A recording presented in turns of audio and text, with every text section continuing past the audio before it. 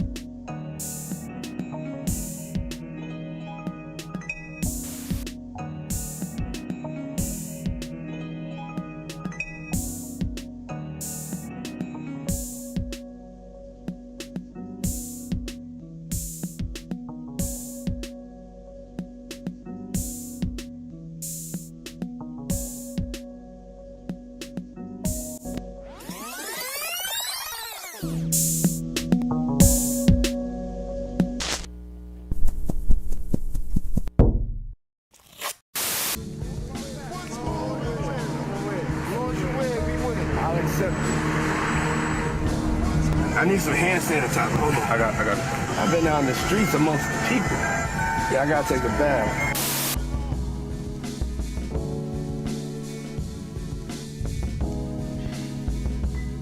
Let's see what's on TV. As the king's brother, you should have been first in line. Well, I was first in line until the little hairball was born. That hairball is my son. Is that what you were trying to get for? Trying to get.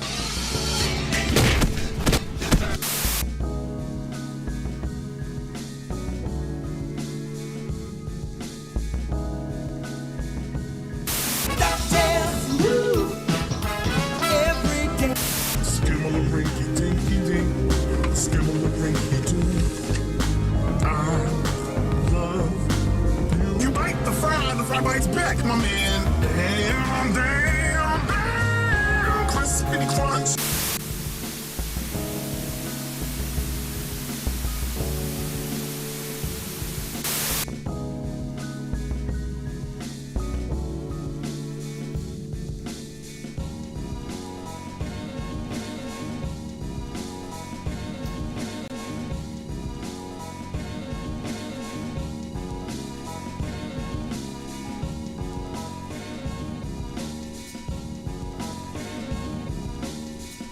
me put my mind on something that'll motivate me to manifest.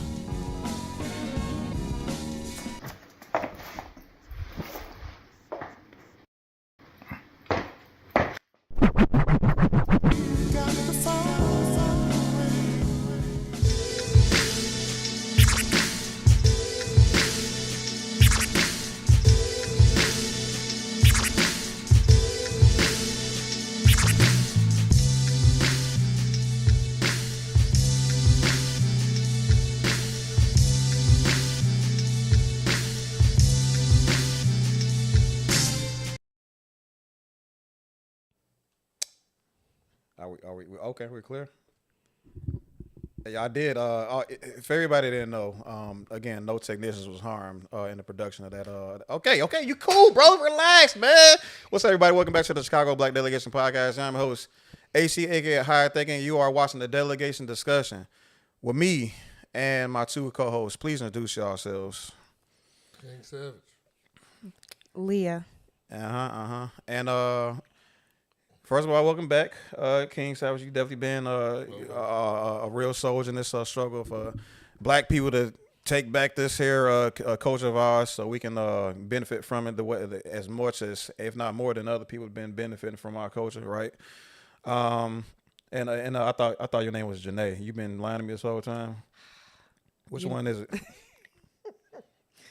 I just go by multiple names, but we can go by Janae today. So okay, so I'm cool with that. Yeah. Is this one of those like Nicki Minaj things where you just have that different, like, you know, depending on what time of the day is, you got like a new name for it, a new alias or personality or something like that? Seasonal. Okay. So is it like, are we going off of 4 seasons, or like how many seasons are we talking? We can do 4. We're going on 4 seasons. 4 seasons. All right. So this season is Leatrice, right? That's my government. My bad. We'll cut that out. This one is all right. So yeah. Anyway. I don't know what y'all doing. I don't either. I guess we get to the video. They otherwise, no, we gotta talk. You know, things change. New things happen in your life, Savage. No. Oh, okay, my bad. Well, over here, you know, in case y'all didn't, well, I know a lot of people don't know this yet, but I have been telling everybody we've been trying to work in the caller system and all that stuff. Well, which is all there is StreamYard. So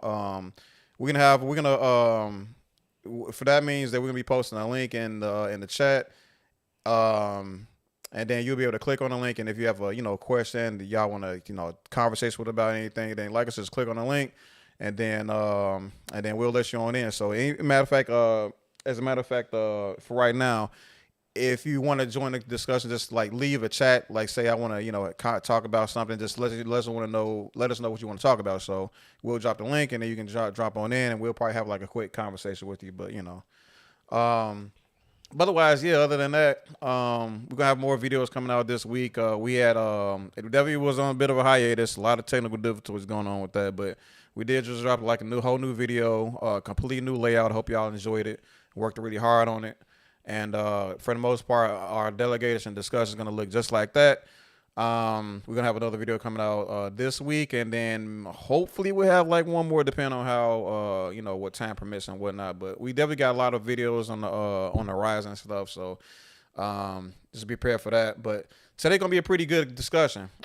Just for anybody that's new to this platform, how we typically go is we have 3 different segments. I'm going to divide between each and every segment, I will outro the segment we were on, and then we're going to introduce a new segment.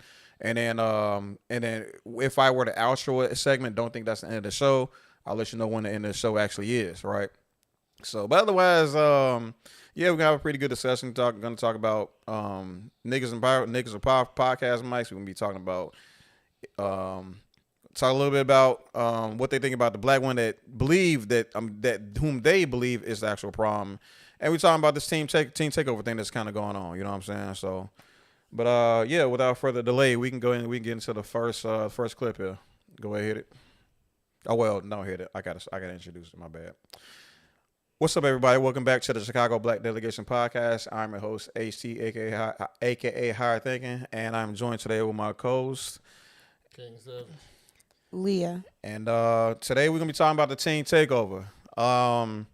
So I want to ask you all this question first before we really get into it. this teen takeover thing, man. Like, what do y'all think is like? Do y'all think there's an end to this? Oh, no.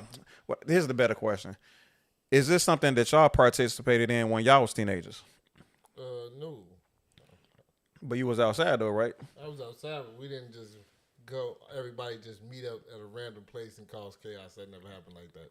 I think it's I think it's because of this the technology, right? They because like back in the day we had like the phone, what they call that, the phone lines for you to call in to talk to girls and stuff like that. The little hotline shit, right? And then we had like message boards and shit like that. Really meet people off the hotline in real life. Those were like real dangerous times. That wasn't happening.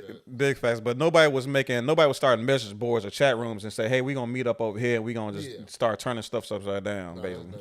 Right. So, all right. So, how many teen takeovers you been in, Leah? I've never been in any of them, honestly. But they were going on. People were discussing them in school. I think that now that we have such a huge platform, we're privy to what's happening in other areas outside our own environment. So I think that before they did stuff like this, but it wasn't, recorded. It wasn't shared, so everybody knew. That magnitude. When you a kid, you a teenager, you kind of just stick to your own little environment in your circle. So as far as I'm concerned, stuff like this been happening for a long time. It's just now everybody knows about it. Yeah, for sure. But to this magnitude is, well, at least I didn't personally see it, but I couldn't deny it. Especially like the 90s. The 90s was definitely a super crazy time too, but I don't think it was definitely not ever this organized, or at least I don't think so. I mean, that's not. I mean, they ain't have social media. Like they all part of like it's several schools sometimes. They be all part of like a group chat. Yeah. They post it, then all of them like, all right, we coming. So you'll literally see 200, 300 kids. It wasn't like like she said, it was your community. It'd probably be 15 to 20, maybe 30, but not 200 to 300. You see what I'm saying? We had social media back then. We would have seen the same thing. You see what I'm saying? Yeah, we didn't have that way to connect everybody. Like we all go meet up. Whoop, whoop, you see what I'm saying? So. And that's just what it is. They just have a social network that's broad, and they just all pop up at the same time. Yeah. Okay. All right. So, but yeah, we're gonna take a look at what today's teens is taking over and how they taking it over, right? So, go ahead to clip.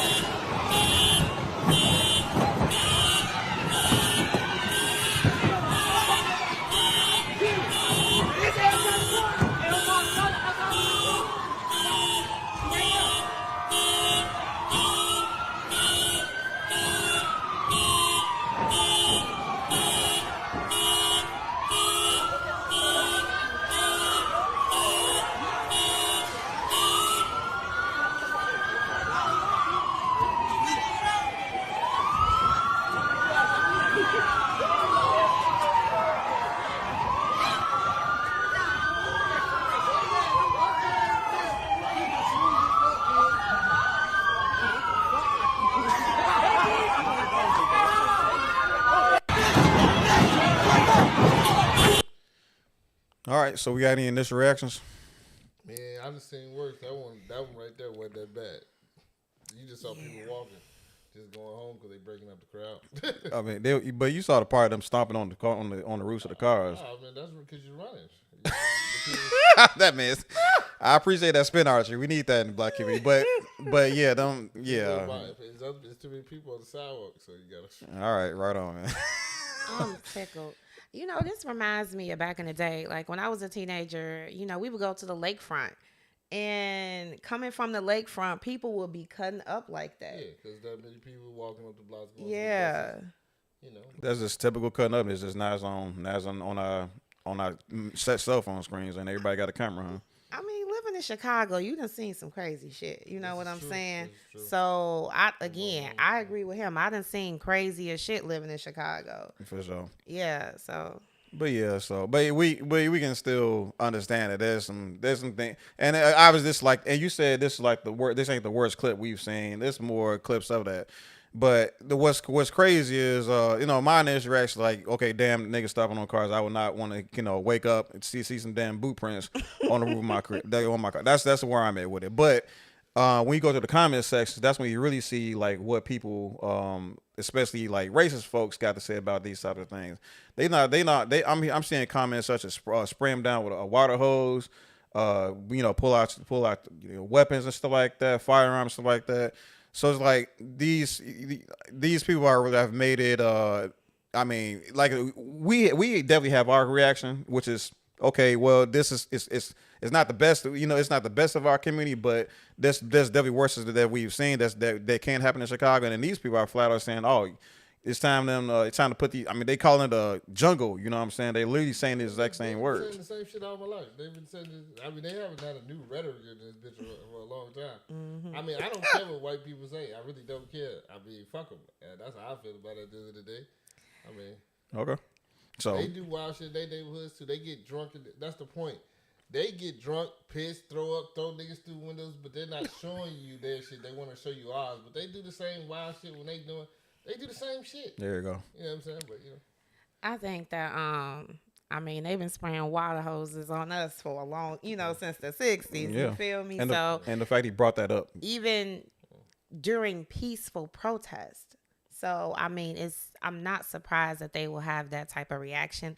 Especially the ones who are commenting are racist, and they look for things like that just to air out that, prejudice and stuff like that, or to find reasons to justify their hatred. So, I mean, personally, I wouldn't take it with a grain of salt because I typically don't care what racist people think. I like that. Mm-hmm. That was very insightful. Because like I said, a lot of people try to bunch up these comments. They try to bunch up in the comment section to say, "Oh, this is what's necessary for Chicago. We got to throw them all in prison." Like that's actually changed anything or changed the trajectory of crime in Chicago ever. Like it's just short-sighted reactionary people that don't even live in Chicago, let alone America. A lot of the time, trying to find out which was a whole nother thing we found out on Twitter. But yeah, I'm with y'all on that 1,000%. I also want people to take notice that there was some mulattoes in there, some not all the way black folk in there. There was they probably was Latino, they probably was white. You know what I'm saying? They're walking down the street as well. And I'd be all different type of creed and kids. They don't just be black kids. Yeah, and that's what they want us to think. You know what I mean? It's just it'd be all of them, just wild. Yeah. So yeah, I'm definitely not with that weird racist shit that be happening in the comment section. But it's like you said, this stuff is. I think that was like really well said. I wish I thought of that sooner. But yeah, like these are just already racist people just trying to find an outlet to release that. You said they're right to treat you a certain way. And then that too. Then that's the outcome. That would be the outcome of it. But go to the next clip. But yeah, so we're gonna hold on. That shouldn't be the next one. It's the one. No, it's the second one, bro. That's the third, nigga. All right, don't play it yet. All right, no, not yet. Thank you. But so yeah, but yeah, I think we for the most part agree with what's kind of going on with that particular kill with kids like running through the street and all that stuff. But here's our Mayor Brandon Johnson, his idea of a appropriate response to the teen takeover. So play the clip.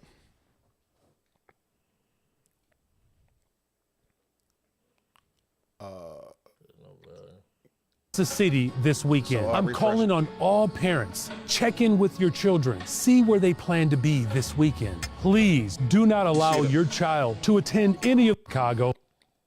This is no joke, Chicago. We're currently tracking 5 teen trends across the city this weekend. I'm calling on all parents. Check in with your children. See where they plan to be this weekend. Please do not allow your child to attend any of these trends this weekend. They're unsafe and they can turn deadly. Our police officers will be out enforcing the city's 10 p.m. curfew. To find a safe alternative, download the My Shy My Future app. On the app, you can find activities with our Safe Spaces partners, youth-serving organizations like Good Kids, Mad City, our public libraries, and the Park District. It takes all of us as an entire community to know exactly what our young people are up to and to provide them with safe alternatives to these trends. Thank you, and let's have a safe weekend, Chicago. This is no joke, Chicago. See. Okay. So he said he's for the most part made this video as like sort of call to action to the parents. You think that's going to be effective? You think there's effective messaging? I mean, he's trying, but no, because kids are gonna still do what kids want to do. They're not gonna work. They don't want to. They don't want to go to what he got planned. That's all. They don't. They want to do what they want to do. When you're a kid, you don't want to do what they tell you. You just it's in your brain to do the exact opposite of everything people tell you. Unfortunately, there's like I want to say during that age, and then like even starting at your toddler age, toddler years, you kind of do resort to like the most reactionary thing, the most lowest form of like human thing that you can manipulate within your hands. Like you see a Lego, a bunch of Legos or something like that, Lego tower, and you like 5 years old. The first thing some kids gonna do is like, okay, they're gonna tackle it. You know what I'm saying? They're gonna try to bring it down. A tile like if it was Jenga, instead of like playing the game properly, you'll probably try to knock that down too. So there's like, and that type of thing is kind of embedded and it sticks with folks going well into their 20s. So it's like I want to say like you kind of when you grow before you develop your brain, the frontal lobe cortex, things supposed to improve, but some people don't really make it past so that'll really help a lot of people, unfortunately. But what you see here is this. I mean, what you just said is just kind of a testament. That's just kind of what it is. Like it's just the years to them being I mean, say it again. Rebellious, yeah. You're rebelling against the world and what they believe, and that's just how you are as a kid. You become part of society. I think these kids, I mean, I like his idea. I like his effort. What I will say is that a lot of the kids that be out here in these streets, parents probably aren't paying attention or probably got their own things going on. Kids who consistently are out here in the streets, I don't know if they have the same resources. You know what I'm saying? Yeah. So in that sense, they out here, granted, I'm not saying all, because I'm sure there are a few kids who got both parents at home, who were raised well or whatever, and they just following, the crowd. Yeah, however, I do believe that the ones that be out here doing this, they don't have a parent in the house that's consistent, or I'm not saying that they don't care, but they probably don't know how to check in or keep their kids from doing certain things. And what tickled me about this, he was like, ask them where they gonna be at. Like, they gonna tell you the truth. Yeah, they gonna right? Like, you know what I'm saying? Like, they gonna tell you the truth, or you know what I'm saying? So, granted, and then I don't know. It's a few things that I saw going south with this. I hope that nothing did transpire from the weekend events, but I don't know if that will change anything. Like, parents been told what to do about their kids since forever, and that hasn't helped. Yeah. What do you think is some of the key differences between the well-behaved kids in the suburbs, right, and then the kids? You didn't watch me, but I did put the air quotes up, so that's just for context. But like, what do you think is the difference between those children and like the inner city youth? You know what I mean? Because like they're supposed to be like they don't get the bad rep, right? But what you just saw, we have a whole concerted effort to make these children look bad. I mean, no, they do. I mean, cause they do this shit in the suburbs too. They just don't do it in the city. That's what I'm saying. They all doing it. It's not just one demographic of kids doing this. That's what I'm saying. Well, I mean, but at the same time, the city kids are the ones that get all the flack though. You don't really see the teen takeover, or what they call, what's the word? Advertised teen takeover is not something they putting on the suburban kids. They talking about Chicago is because the American does stuff about Chicago. He can't do anything about 167 because that's not part of Chicago. That town has to figure that problem out. Okay. Like, I'm just saying what yesterday happened. That was over by Marcus Theater. That's not. Are you talking about that shooting or whatever? There was like shooting over there. What are you talking about? It was a trend yesterday. Well, it was still 4 of them too though. And I don't know where the trends was. They didn't make that public. They're everywhere throughout the city. They're not. Is it the city, the suburbs, the north? They be everywhere. They're not just in Chicago, but they're blaming it like it's just a Chicago thing. Right. It's happening everywhere. So my question was, why is Chicago getting all the flack of it, but like the outside suburbs are not catching the flack? They're not getting the flack. They're just talking about the ones that's happening in Chicago because it's Chicago's news. That's all I'm saying. They talking about those right there in Chicago. They probably talked about the one on 167, but I guess they want to highlight this one because they're trying to talk about Mayor Brandon Johnson. He can only control the things in Chicago. There you go. But I said it was a trend on 167. They talked about that one too. That was on the news too. But he can't do anything about that stuff out there. Yeah, I know. Yeah, well, of course. I'm saying though, these are suburb kids. That's what I'm saying. You saying what's the difference between suburb kids and city kids? They're all doing it. There is no difference. They're just bored kids. You know, another thing, representation. I feel like suburb kids are represented differently. You know, there are smart, educated, well-behaved children in Chicago. However, a lot of the focus is on the ones who need help. You know, the ones who are out here doing things. Like, there are just as many good kids as there are bad, but they put a lot of attention on the bad kids in inner city areas. Yeah. But when you go to suburbs, it's not a lot of negative attention on those kids. You know what I mean? I don't think it's even close to as much as the city. But a lot of people think that things don't happen in the suburbs for that reason, because of that narrative. And that's not true. You know, so I think representation plays a huge role in difference between suburban kids and Chicago kids, because even with the suburban kids, they might not have the same drugs of choice, but you know, suburban kids, they be doing cocaine, they be, you know, taking pills, they be doing all type of crazy stuff, things that they're not supposed to, but that's not what is being presented about them in the media. Okay. Because we definitely see those things being at least from my experience. Now, if any of y'all have, like, you know, I don't know, have heard anything otherwise, then I'm willing to receive that. But a lot of like the these different type of pills and stuff like that, and like the how to concoct them and stuff like that, I typically hear that about these things happening and like the poorer sections of the city. You know what I'm saying? And I mean, and I think there's reasons, and I think there's reasons. I think there's, I don't know. It's kind of hard for me to really put in the context per se. But that's just what I've heard. That's what I heard in my experience. I personally have not figured it out yet. I just don't know. You know what I'm saying?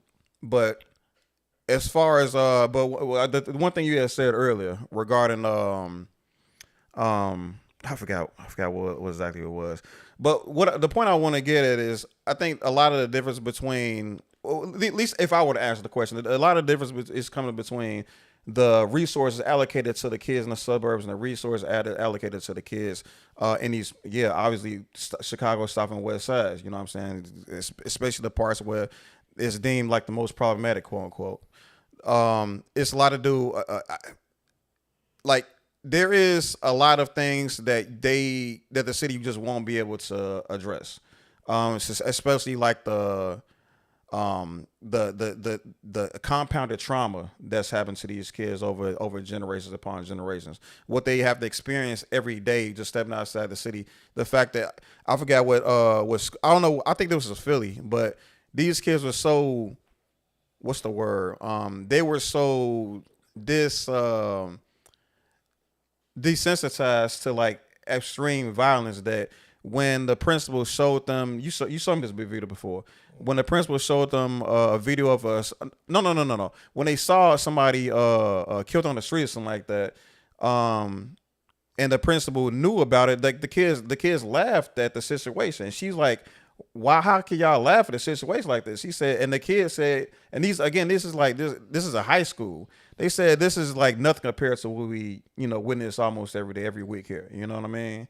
So, and like stuff like that, you know, from a suburban person standpoint, this is not normal to be seeing dead bodies. Like that would shock me. It shocked the principal, you know what I'm saying? But then shocked those kids, and low key, it probably don't shock the kids that you know, in the inner city use in Chicago.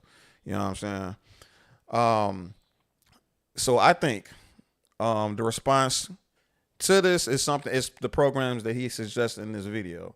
The Good Kid, Mad City ordeal was a bunch of kids like collectively just build a community and find different things to do in the city that's just more productive and more supervised and stuff like that. And then this other app called My Shot My, what, I can't see it if I pass reach. My Shot My Future, you know what I'm saying? Where it's basically an app where you can plug in whatever you are interested in, whether it be science, film, music, video games. It's like art. It's like so many things. It's like essentially like a hub where you can just click on the things that you are interested in, and then the city will find where they're performing, where they're doing those types of things. So, however which way you're going to get there, is how you're going to get there. But you can build community and something that can, like, that you can build on top of, build upon in the future. You feel me? So I know Chicago has like a bunch of music artists and stuff like that. People that want to get into like that type of a game and get into that type of game or somewhat or whatever. And they literally have like studio equipment where you can flex that creativity. You feel me? Mm-hmm. And all you gotta do is, like I said, my side, my future. Go on that site and then just see where these things are happening. And then find your community, you know what I'm saying? And then that community this is the difference. You can find, everybody has like and I know I'm taking the mic a lot, but I apologize. But don't you know when you kind of came up, right? And you had different groups of friends for different type of activities, right? You got your video game friends, you got your party friends, you got your sports friends, et cetera, et cetera.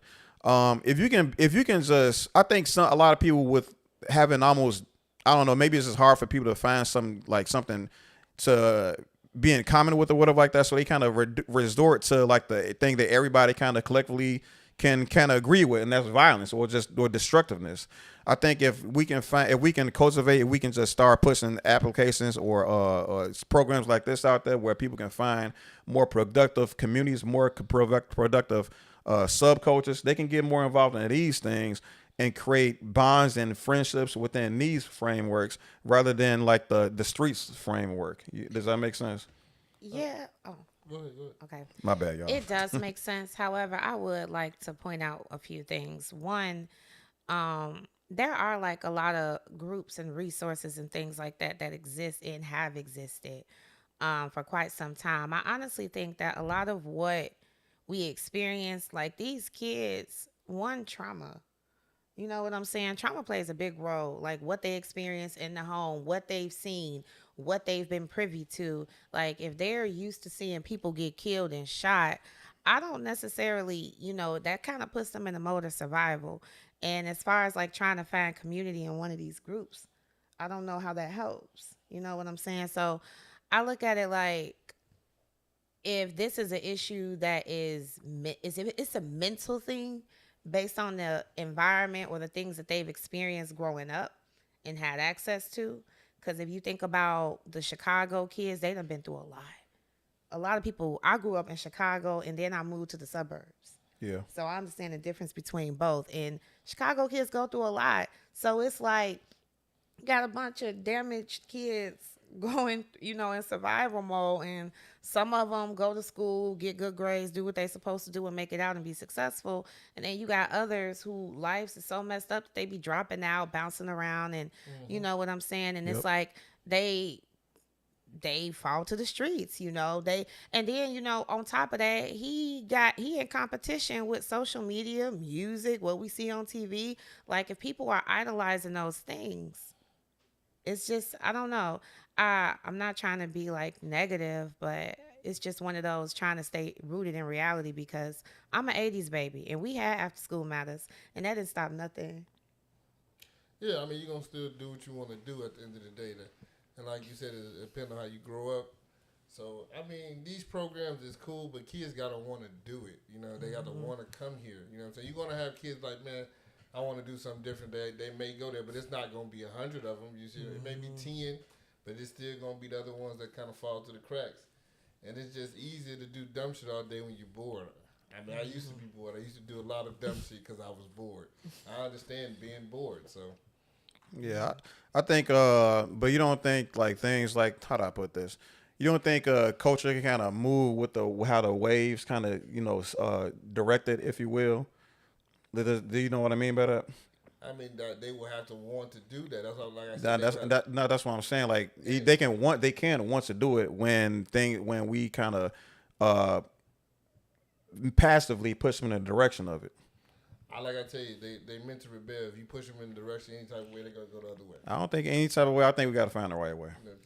Yeah. I mean, you can sometimes with kids, you can give them a way. They're still gonna walk it how they want to walk it. They're not gonna do it how you want to do it. We've never done that. There's never been a generation of kids that done what the fuck their parents told them. And everybody acting like they got control over kids. That's not true. You can really teach them how to do right from wrong. When they get into the world, they're still going to have to decide what they want to do. You can install 1,000 good things into a person, but he still has to want to do it. You can't force nobody to be good or anything. They have to want to do it. If they don't care to do it now, they'll learn later in life. But like most people, when you get older, you get calmer. When you're young, you feel like you can do all type of stupid shit because you're young. You feel like Superman all the time. You got a young body. So my solution is just gonna be we continue to promote these type of programs, and I understand that they've been out already. We've seen it. We've seen it didn't work, and all these other good things. I'm saying we gonna keep. I say we keep trying it.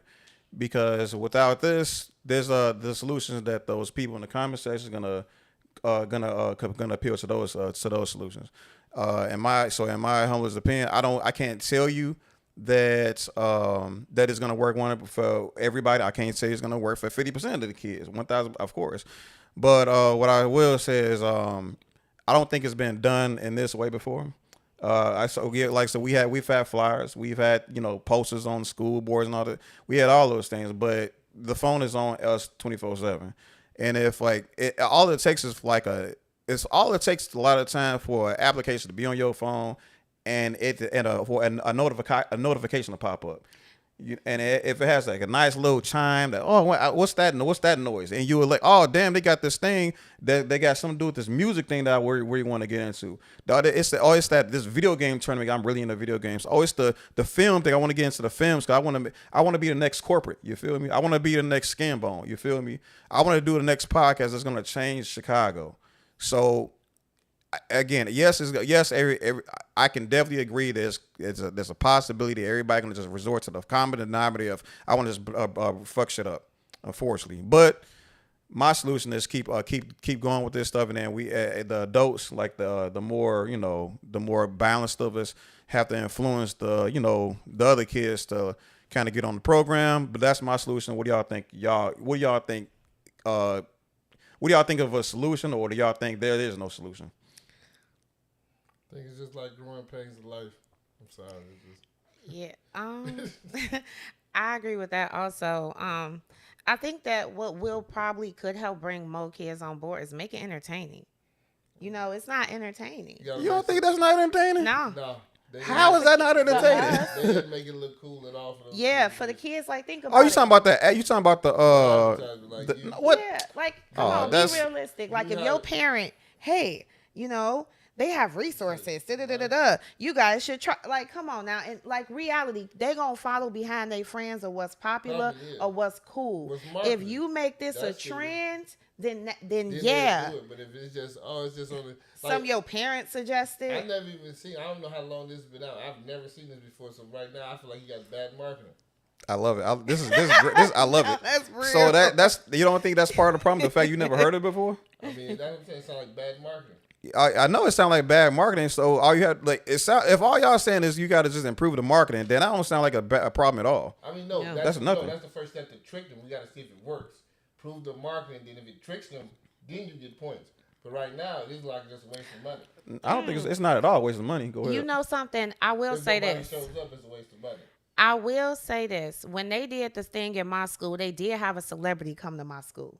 I went to Calumet High School, and when they did After School Matters, wasn't nobody interested in the theater club, the art club, or none of that. And they was paying, but they started paying us minimum wage. And freshmen through senior year, and the incentive was they had the dude named he was on the R. Kelly video, Trapped in the Closet. Rufus. Rufus was our acting coach.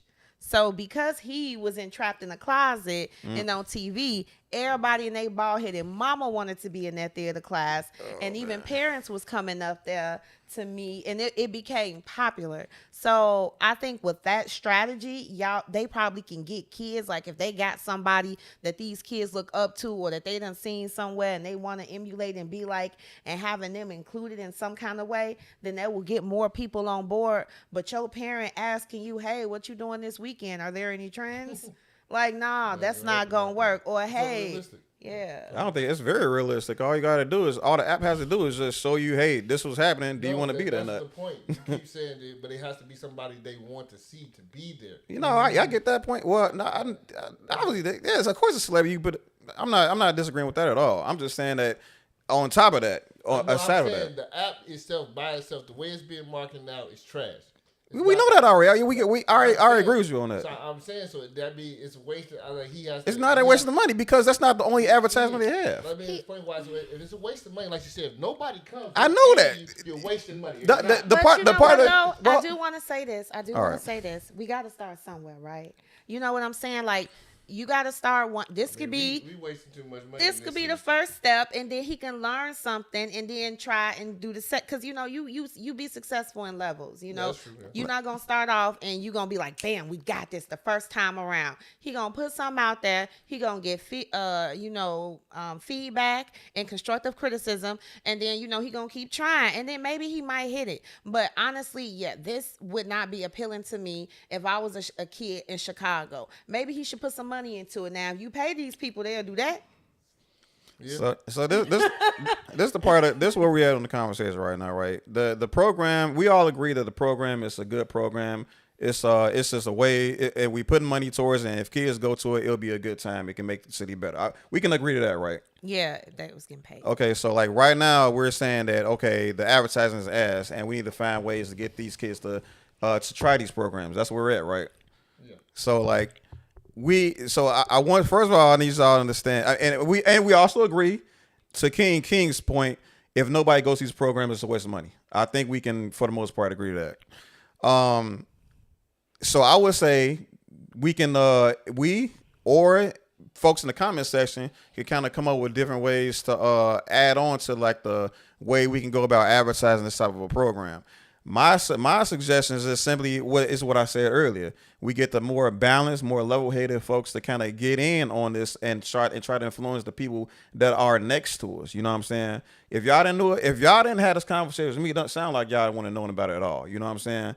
So think about how that goes for like all the other kids that have all the time in the world to do stuff. I mean, you got a full-time job. You got a full-time job. I got a full-time job. We're not gonna be able to be there for real.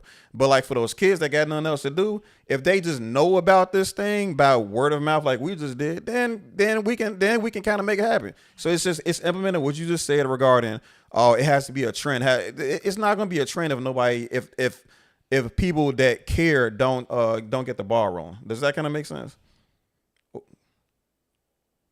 I kind of get what you're saying to a certain extent, but it's not realistic. I get you. Yeah, and I'm thinking about just Chicago kids and what I know about them and growing up in the hood on the south side of Chicago. Their mindset is completely different from the suburban kids. I say that.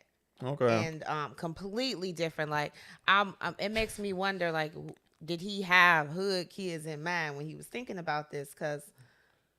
And they parents, because how are some of the hood parents to these kids? I don't think the parents is gonna be able to do. I think the parents can do the best they can if they haven't made any progress. Some of the parents are wild themselves. Yeah. But I will say is I think it's more so gonna be that generation's idea, like job to again move the current right in a direction that's actually productive. And I know those kids exist. They just we just have to like rely on their influence over the other kids that just didn't grow up like they did. And that part is going to be the difficult part to me. I don't know how the suburban like pseudo lame is going to be able to influence the urban kid. The influence usually goes the other way around, unfortunately. You know what I'm saying? They try to be like them, so that's not going to happen. Yeah. I still got faith, but if y'all don't, it is what it is. We'll catch y'all on the flip side, man. It's been Chicago Black Delegation. All right. I'm worried about that last video because it's like multiple parts. Okay. Yeah, go for it. So yeah, what y'all think about this last situation, y'all? We appreciate y'all watching, by the way. Reese, I'm gonna pull up your face. You got your phone charged, right? I'm finna send you the timestamps, and then because it's like a bunch of them. Okay, what you think so far, Leah? Not Janae. I'm tickled.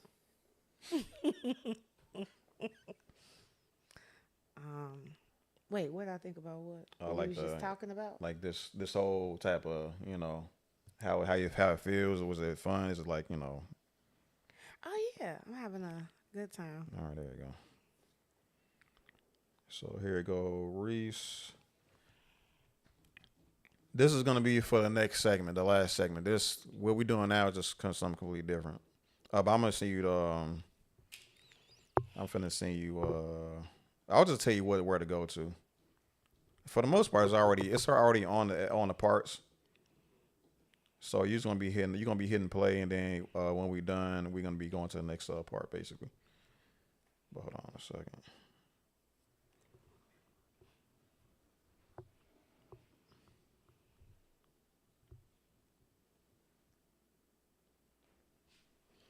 I forgot. I did everything except do a screen for break. We'll be right back. Oh, we on break right now? Yeah, in the bathroom. No, it's still we still on the air though, but okay. What are we even talking about now? Oh yeah, niggas with microphones.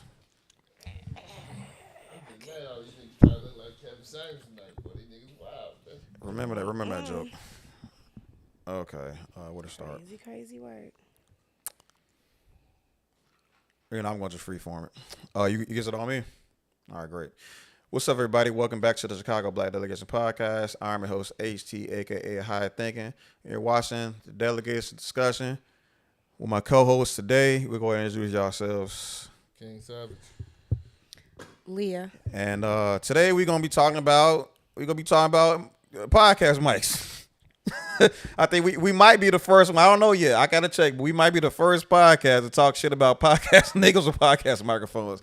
So I think so. This is gonna be my first question for y'all. Do y'all think this whole podcast what's the word what they age? Do y'all think this whole podcast age is gonna be a good thing or a bad thing for society as a whole, not just the black community? Not everybody wants. Nah, I got something to say, but I'm sorry. I believe it has its pros and cons.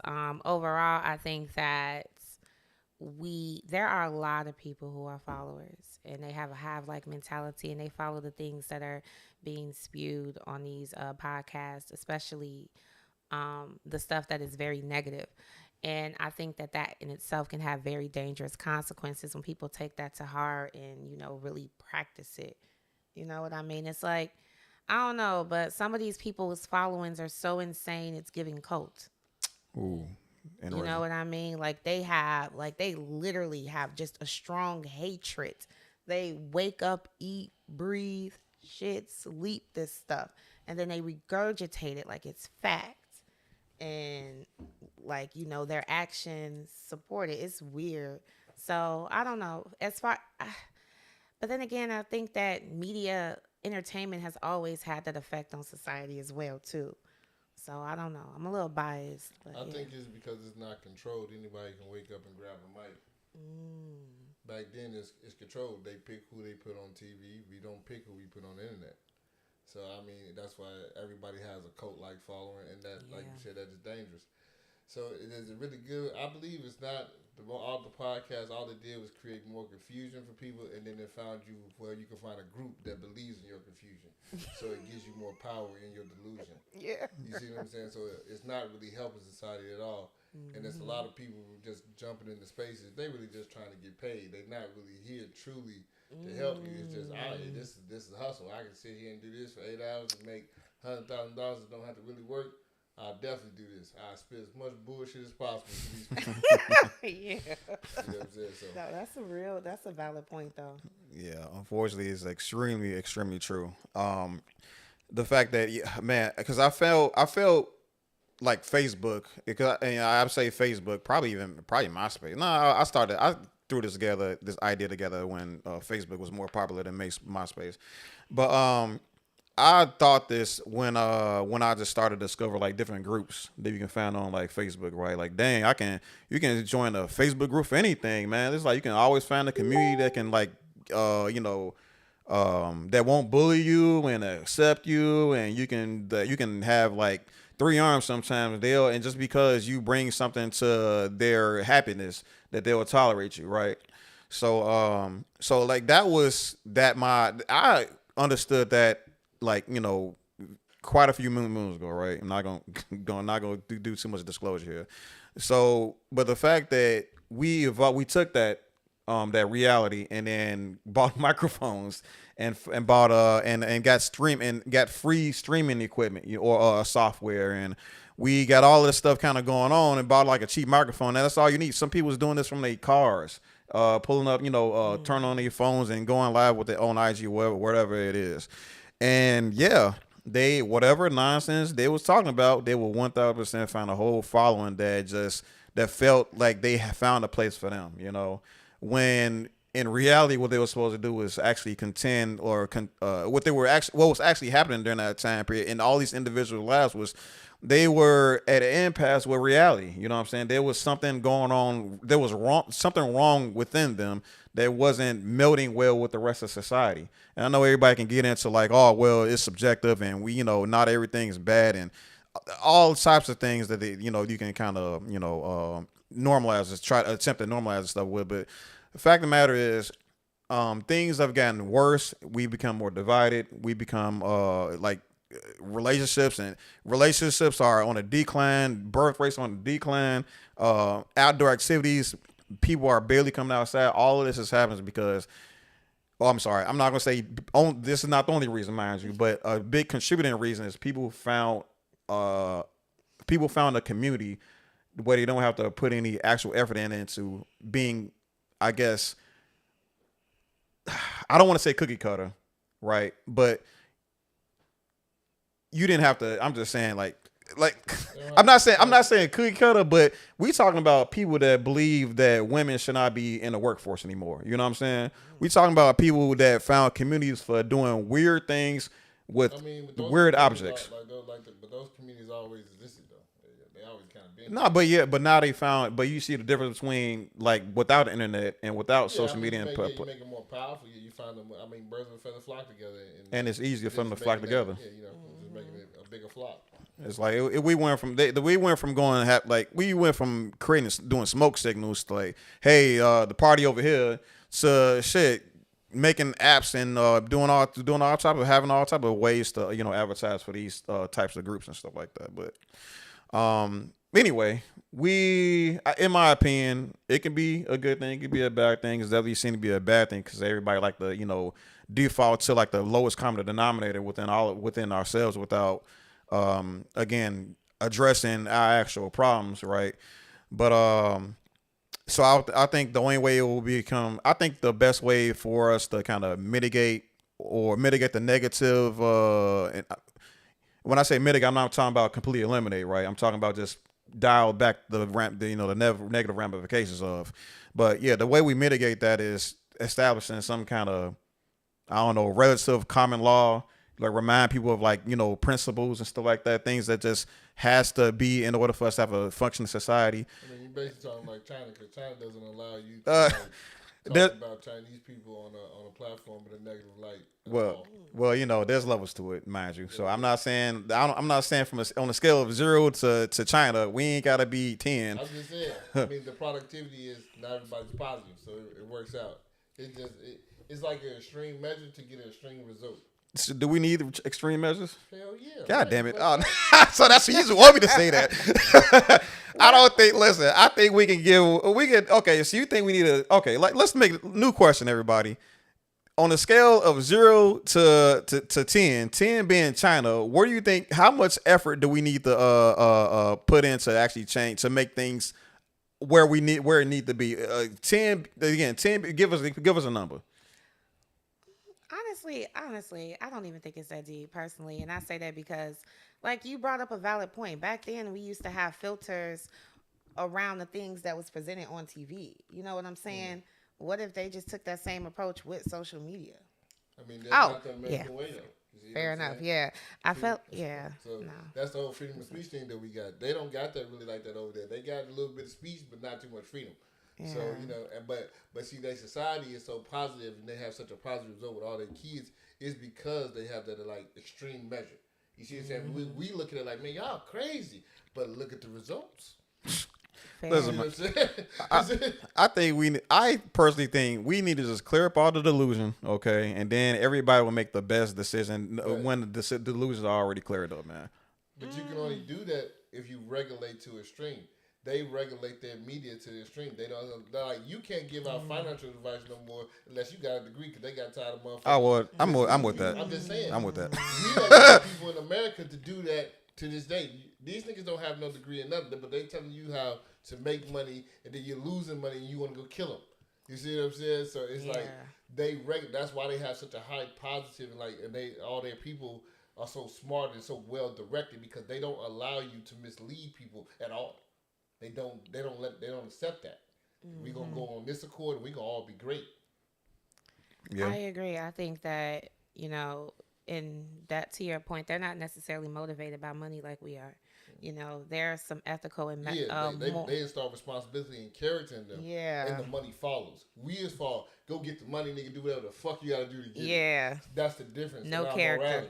That's why America is the way it is. That's why China the way it is. You know what I'm saying? That's why we emulate their school system. We emulate everything China and Japan does. You see what I'm saying? We're trying to be like them. We're not trying to be like Americans no more. We want to be like them because their productivity is better. Yeah, and they can keep some level of secularness apparently too, because that's what everybody want to kind of hold on to as well, right? So and they healthier over there too. They live longer. They all fat over here. They don't have an obesity problem, nothing like that at all. They don't have processed food either. They don't allow that to be done. We have all this processed food that fucks us up. That's illegal over there. Everything is cooked fresh, all real meat, real fish, everything. Those kids eat healthy. Like they eat healthy. They do. They lunches, they're like healthy food that's prepared for them. And then also healthy food is extremely convenient for them to have access to, like on every street. And promoted to. I was looking at this dude said I forgot, I was looking at some white dude. He said he went to China and he asked all the kids, give me your favorite, what's your favorite snack? Every kid said a vegetable. And he said, are you fucking with me? Like, wow. The kid said, he said, what you mean? Because we promote vegetables are good. Y'all promote candy and vegetables is nasty. It's all about the messaging, the marketing. We have bad marketing. They have great marketing. And if you don't understand, it really is what is marketed to the brain. It's always been that. So yeah, and it's just so happens that big business in McDonald's is what it is. Yeah, we let billionaires control our shit. They don't. They control the billionaires. We can't talk about the billionaires, man. They gonna get upset, bro. But it's the truth. China don't allow you to make money without their decision. Hey, what you doing over there? We gotta look at that. We pause. You know something though? I gotta add this because y'all said something that just made me think about it. Even in their movies, they be eating healthy. Yeah. Rice. Yes. In their movies, anime, everything. Like everybody's eating healthy. Like when we watched movies growing up, you can see the kids pushing away the broccoli, and then you see happy kids eating Pop-Tarts and toaster strudels and cereal. Yeah, that's crazy. It's about marketing to the brain. It's always crazy.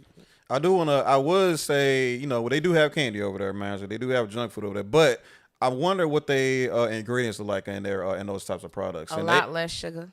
And like I said, and there is a lot. I mean, there is a lot more like regulation regarding what they can put into things. Like certain, like I think like Red 40 is a bug basically, and and they use that just for the coloring itself, and that's banned overseas. You know what I'm saying? Because it's a well, from my standpoint, you know, from the Hebrew standpoint, it's an unclean bug. We're not supposed to be eating that no way. But like from even when the scientists, you know, went to that, there's negative ramifications for consuming that product at the end of itself, and those other countries know that already. But America, it's like you said about those billionaires. The billionaires, I mean, this stuff is just too profitable. It's just like slavery.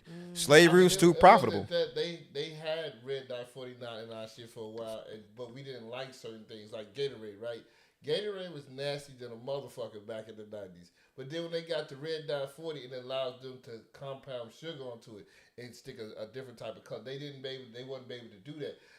The bug allows them to manipulate the chemical or certain flavors where you can get a different type of taste. That's why they do it. Oh man, that's fucked up. I hate to say it, Americans didn't like certain things, but we hit you with a little red dye 40. Oh, you niggas like that? Oh, okay. That's how you like to sell it. That's how we go. That is so bad. It is, but that's how we like to taste. We don't need that. Is so not necessary for Gatorade to taste better. To fruit. What? It's just the red one, right? No, all the colors, all the red, the orange, the blue, all that. It's there's red 40 and blue in the blue Gatorade. It's just a compound. It's not really actually the color. It's to make it stick to the sugar. Gatorade didn't have sugar back in it. It was just some other water type shit. It was disgusting. Gatorade was trash. It got better when it got the red dye 40 and then started putting sugar in it. Dude, that shit used to be so nasty, nigga. Nobody used to drink it. It didn't change like in the 2000s. Niggas didn't drink that shit. Yeah, so we don't need. I don't give whatever, man. I don't think we disagree. I'm just not. We don't need no goddamn Gatorade that tastes better than you think it is. The jelly beans wouldn't taste right without the jelly beans. So I ain't gonna lie. The Flamin' Hots, you need it. Yeah. I ain't gonna lie to you, you definitely need for the Flamin' Hots, bro. You ain't lying. I love me some Flamin' Hots. When they make Flamin' Hots out there, shit, you like, hey, man. Listen. I can't part with the Flamin' Hots. So yeah, but regardless though, just like all this negative promotion and negative, I thought you started to show you something. But yeah, just like with all the negative promotion, shoving these bad products down our throats, so can like bad narratives and bad arguments and stuff like that be pushed down the throats of individuals that's taking in, that's just driving their trucks and just trying to keep themselves awake, for these long 8-9 hour drives sometimes. So and here comes these gentlemen that they're dressed nice, right? That by these podcast microphones, they got a message to tell, So let's take a look at some of the things that you will kind of hear them say. Hey, make sure you expand it. The bottom right hand corner of the image. Yeah, there you go. You got to be careful. I think the law should change, and any man who dates a single mother that has kids should be automatically placed on child support, or assume the child support. Trying to be cool. It'll do a number. Oh, it's not. Hold on. Yeah, that's not real. That's not a real fight. That's a TV imagery with the 5 niggas trying to be cool. I didn't even notice that. And then all the niggas got on 3 red blazers. They trying to, only that one last he trying to be hood. He just fucked up the whole format. He had no blazer. He wasn't prepared. They say, nigga, get the red blazer. We all coming out like Sammy tonight. He said like Sammy. What you mean you got? He said Sammy. They all look color coordinated. Yeah, they is. They all have burgundy on, different shade of burgundy, nigga. That's crazy word. You know what I'm saying? And he got the fake ass fireplace in the back, like he just missing his cup of wine. Tickled. Yeah, that's Obsidian Ali. He definitely been no man. We ain't gonna mess these dudes too bad. Go ahead. Go back to what was that timestamp? Because it was playing while he was talking. I don't even understand how that even happened. Because you did hit pause on it. Go to the timestamp. 36:55. You sure can little number up there. Yikes. I mean, y'all gotta get y'all jokes off before we. There you go. You just stretch your eyes, man. You know how to do that. Saw so many men over a course of just being able to be aware of different faces. I would say between 5 and 6, all the way up until I graduated high school, there was never a stable man within a year that I would see often. Every Christmas, it was a different man, and that's for all 4 sisters. So just imagine what that does to the kid, being able to bond and then having to unbond and then bond again over the years just to be used for taxes.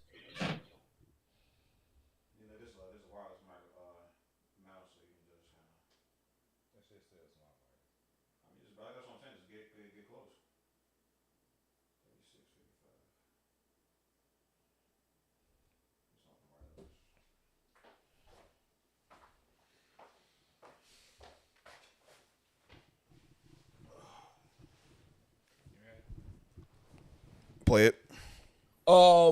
They talk about that, and you got to be careful. I think the law should change, and any man who dates a single mother that has kids should be automatically placed on child support assume the child support. Nigga crazy.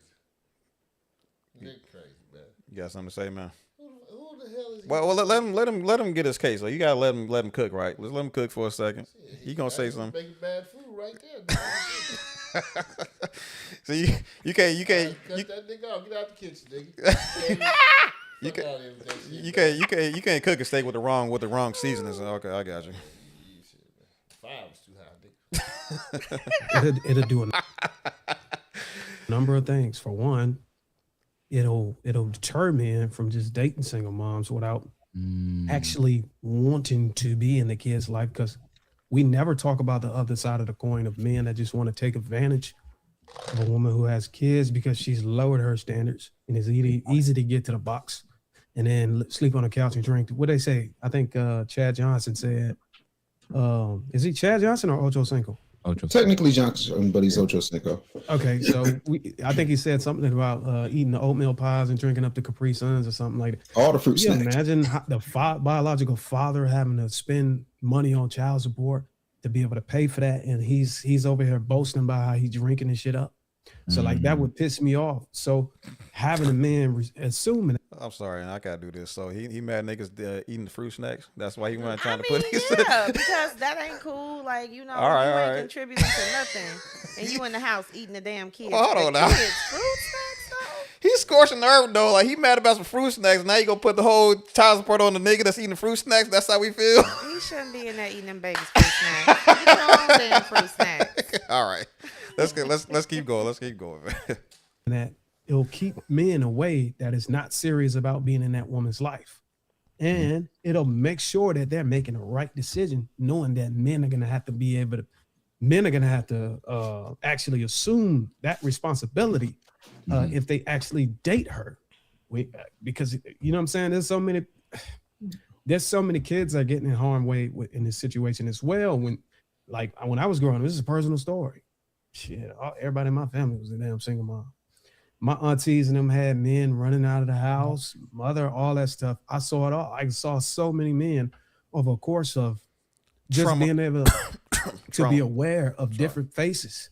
I would say between. Wait, what? Lord. His mama was a hoe. Let's keep going, man. Y'all about to get me in trouble, He said man. mama had too many niggas running a bit on his couch, sitting with their stinking feet, eating my fruit snacks. That's why he mad about the fruit snacks. Let him flip the steak over, man. He ain't done cooking the steak, man. Relax, man. Between 5 and 6, all the way up until I graduated high school, there was never a stable man within a year that I would see often. Every Christmas, it was a different man, and that's for all 4 sisters.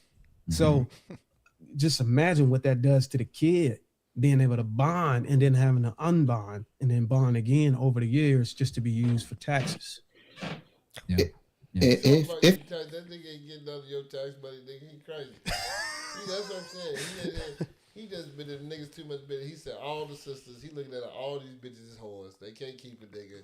Oh, I'm tired of this. I mean, but kids don't even think like that. Honestly, when you see this shit, you don't even think like that in real time. Think like that, yeah. You don't even think like that. You just, shit. You get some cool niggas, you make it an asshole nigga. You be cool about your day. You know these niggas ain't your daddy. You ain't even really trying to bond with the niggas like that. Like you said, you kept seeing too many niggas. Yeah.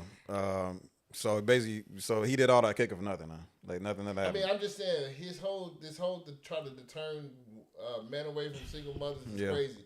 Who are you to dictate that? Especially when your mama was the single mother. I mean, you probably got something from each of those niggas that came in and out of her life, and you probably learned something. But all you looked at it as, man, it's a rotating valve of niggas.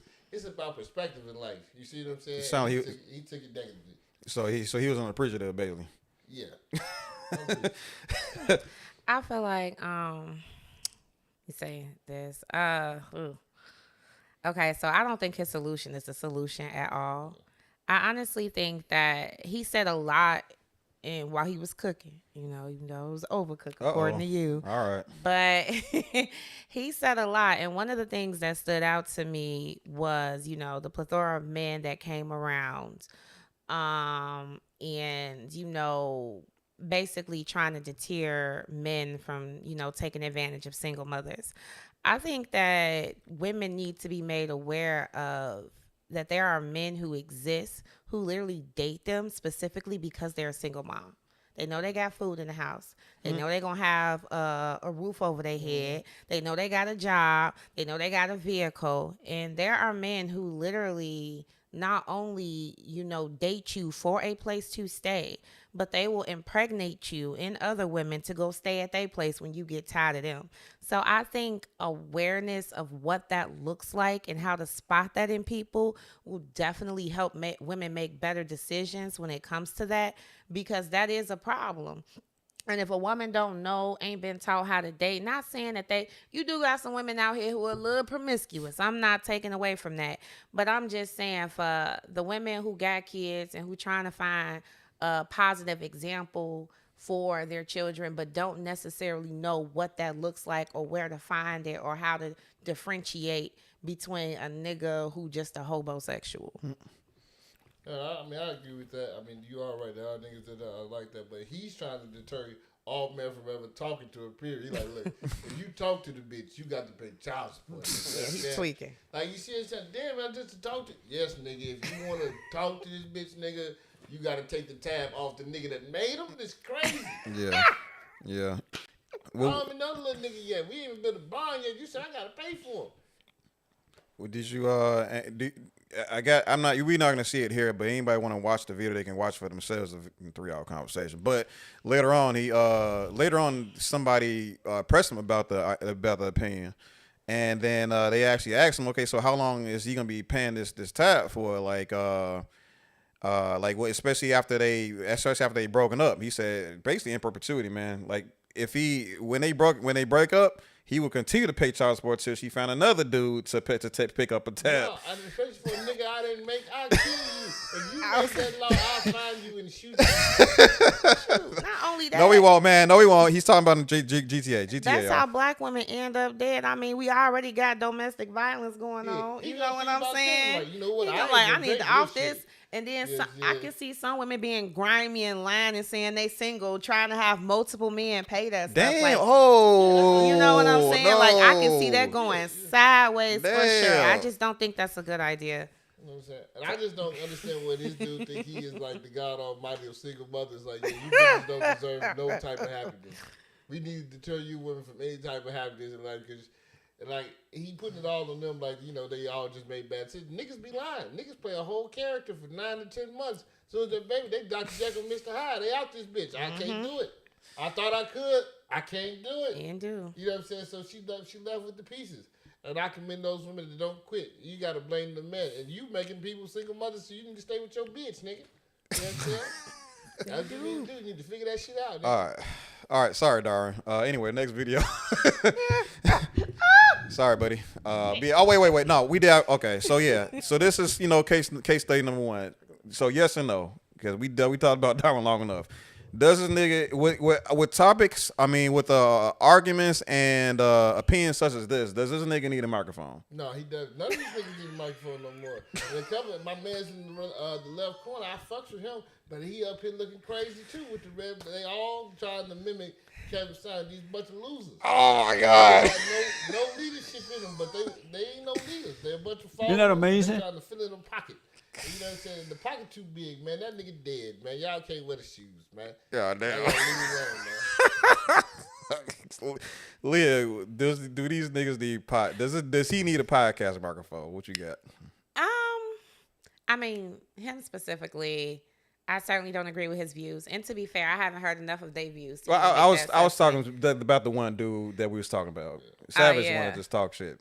Cause I know all. I mean, he could be low off this one little thing, maybe not. But I'm not gonna knock the man and say he might not be intelligent and got knowledge in other departments. But this one specifically, I think he should lead that up to the professional. All right, I like that nuance. You know, look at that. That's a lady. That's a lady giving you some props, Darwin. You know, a lady saying that, my nigga. Women do fuck with, like, you know, can be nuanced and intelligent, and men can benefit from women being intelligent. Go figure, nigga. Next video, please. Okay, so let's check out this other nigga. This is what's his nigga name? I got Pro Man Podcast. Go play the clip, man. This nigga, he's such a bitch nigga. Why?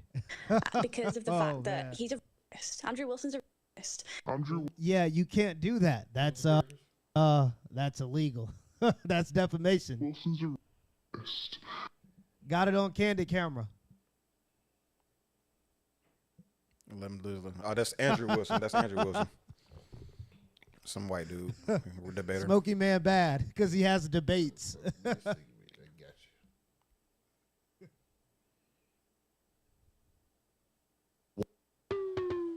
What, bro? It really was, bro. Hey, bring it back to 1 minute.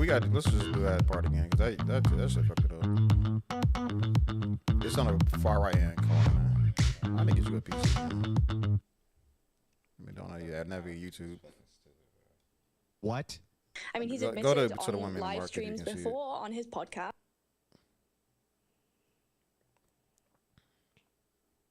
Why? Because of the fact that he's a racist. Andrew Wilson's a racist. Yeah, you can't do that. That's illegal. That's defamation. Wilson's a racist. Got it on candid camera. So Poor Man Podcast is basically saying that her accusing this dude of being a sexual assaulter is bad. Like that's defamation, which is correct, but let's continue the video.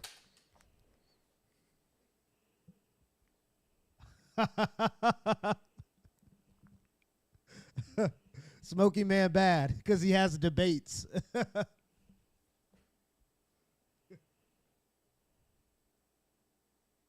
What? I mean, he's admitted on live streams before on his podcast that he doesn't really believe in what he understands the modern version of consent to look like. And yeah, because it makes no sense and is really fucking stupid. Can we get to the part where I'm actually this thing you just called me, though? Right. His entire... Okay, so that was pretty much, and we're not gonna go through the whole clip, but we're not gonna go through the whole clip, but like that was pretty much her entire argument, basically, right? Like, well, that was the core piece of the argument. They eventually go off into like what he said that clashes with the modern definition of consent, or the lawful definition of consent, right? If anybody doesn't know, like, consent isn't just like, okay, both y'all walk into the room, both y'all walk into the room, and y'all start following each other. It's like she has to be in a state where she can like say no, like basically. Actually, let me just read the definition just for like complete clarity. I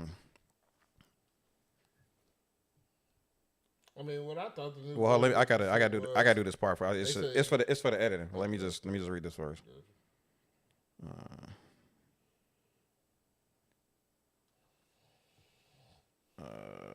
Consent. So yeah, lawful consent is a voluntary, conscious, and competent agreement to a specific act, free from fraud, coercion, or duress. Yeah, it requires active and ongoing, and in many contexts, explicit authorization, rather than passive submission or absence of resistance. Legally, it must be given by someone with the capacity to understand the action. So that requires them to be sober for the most part, right?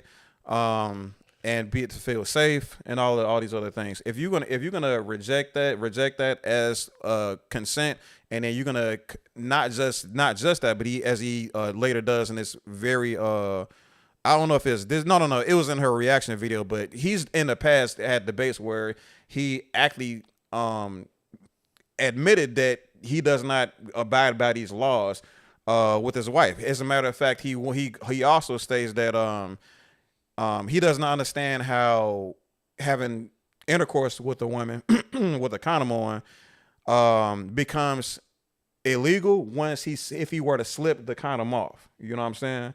He doesn't know that that's illegal. You know what I'm saying? I mean, what if you have a sexual disease that you take the condom off and get it infected? What are you talking about? That's wild as hell.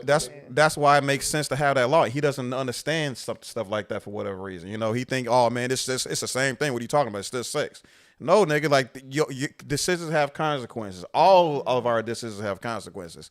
And for you to actually openly state that, oh yeah, me and my wife, we found each other when we were barely waking up, and we get drunk and stuff like that. Whatever the fuck he said, if what he says, if he says what he says in the court of law, they're not rocking with his claims.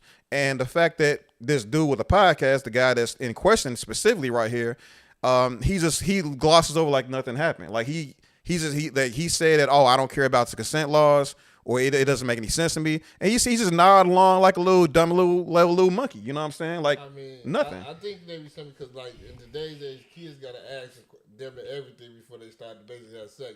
They basically say it throws off the romance. Like, hey, you sure you want to do this tonight? We fucking? I need to know. Can I kiss you? Can I grab your ass? That's how they say they have to do it. They have to ask before they do certain things, and then they be cool to go. But if they don't, he said that they just say a woman can wake up and say it was rape. Like if you didn't have that conversation before y'all had sex, she could wake up and say you raped her, and your ass is going to jail. So that's what I think. That's a lot of men say. That's what like you're fucking up like the actual role. Back in the day, you didn't ask to kiss a girl. Like you just kind of feel the move. If I'm gonna go in, she gonna move her face. All right, then let's see what's gonna happen. Now it's like, hey, can I kiss you? Can I touch you? Yeah. You know what I'm saying? So I think that's what they was kind of more so talking about with that certain things of consent, that on the extreme level to it, because I think this was the R word. That's all. Yeah, I think R word. It depends on the perspective and what's taking place, because to be honest, there are certain people who still do not understand what consent means. So I understand why you gave the definition. Yeah. Granted, yeah, like I don't necessarily know what parts of consent he does not agree with specifically. Oh, I was just trying to lay it all out that he doesn't agree with like the part about like the soberness. He made claims to get, because it's his wife, mind you, but he made claims that they get in, they do that with each other. But they drunk sex, and then other things as well, where she's not completely conscious, things like that. I mean, because that's your woman, you can do that to your woman. No, you can't do that to your wife. That's not protecting the law. It's not protecting the law. I get okay, so I think it's that I understand what you actually it was at one point in time. They used to say they I think they repealed it in like in the 90s. Yeah, but it was like that for a long time. Like, yeah, like you can't rape your wife. What you talking about? But don't let she go ahead. Yeah, I think it depends. Like, for example, if your wife is with the shits, then yeah, that's not necessarily rape. But if your wife like, hey, when I'm drunk, don't touch me. Or if I took this, don't touch me, and then you proceed to do so, then yes, that is rape. I gotta say this too. There's no pre-consent either. Like you can't say things in advance either. That's why I'm saying that shit is asinine, because people don't do that in reality. Like I'm saying, if my woman's sleeping, I'm kissing on her, I'm trying to wake up. I'm not about to ask her, can I kiss you? No, that's not. That can on undo your woman, right? Let's say you kissing on your wife, and she like, oh no, not right now. I'm not feeling well. No. They told, but there are some men who would still feel like they are entitled, and you can't tell me no because I'm your wife. I mean, you're my wife. There are men who think that a woman's role to benefit me is to, have sex with me when I'm ready. I don't give a fuck what she got going on, what she went through. I'm ready. I want it now. You my wife. You supposed to please me. Yeah. And I know. I'm saying if you say no to anything, that's different after that. But I'm saying, he's talking about, like he said, if my wife is sleeping, I'm touching on my woman waking, you can do that in a relationship. I understand what you're about to say in the law because women are now just saying if a man make them mad, they can just say, hey, that was the time you raped me, and I'm going to use that against you today because they're angry. So this is why people are combating that law, because we're watching kids lose their future off certain things when a woman just wakes up and she just didn't like what happened that night and she felt ashamed about what she did, and she said, hey, bro, you raped me. He's like, hold on, it was consensual. We did all this together. I didn't force you to do nothing. Just because you woke up with a different mindset, they didn't ruin a lot of males' lives off that, and that's the problem with the whole. That's the problem with it. That's literally the problem with it, bro. Because when two people are drunk, nobody is saying, "Hey, let's do this." They're just going to do it off emotional attraction and in the moment, in that time. But that's why they say you not like if you meet somebody somewhere, like if you at a bar and you meet a woman and she agrees to go home with you, she not in her right mind. That's why they be like, you can't have a person who drunk.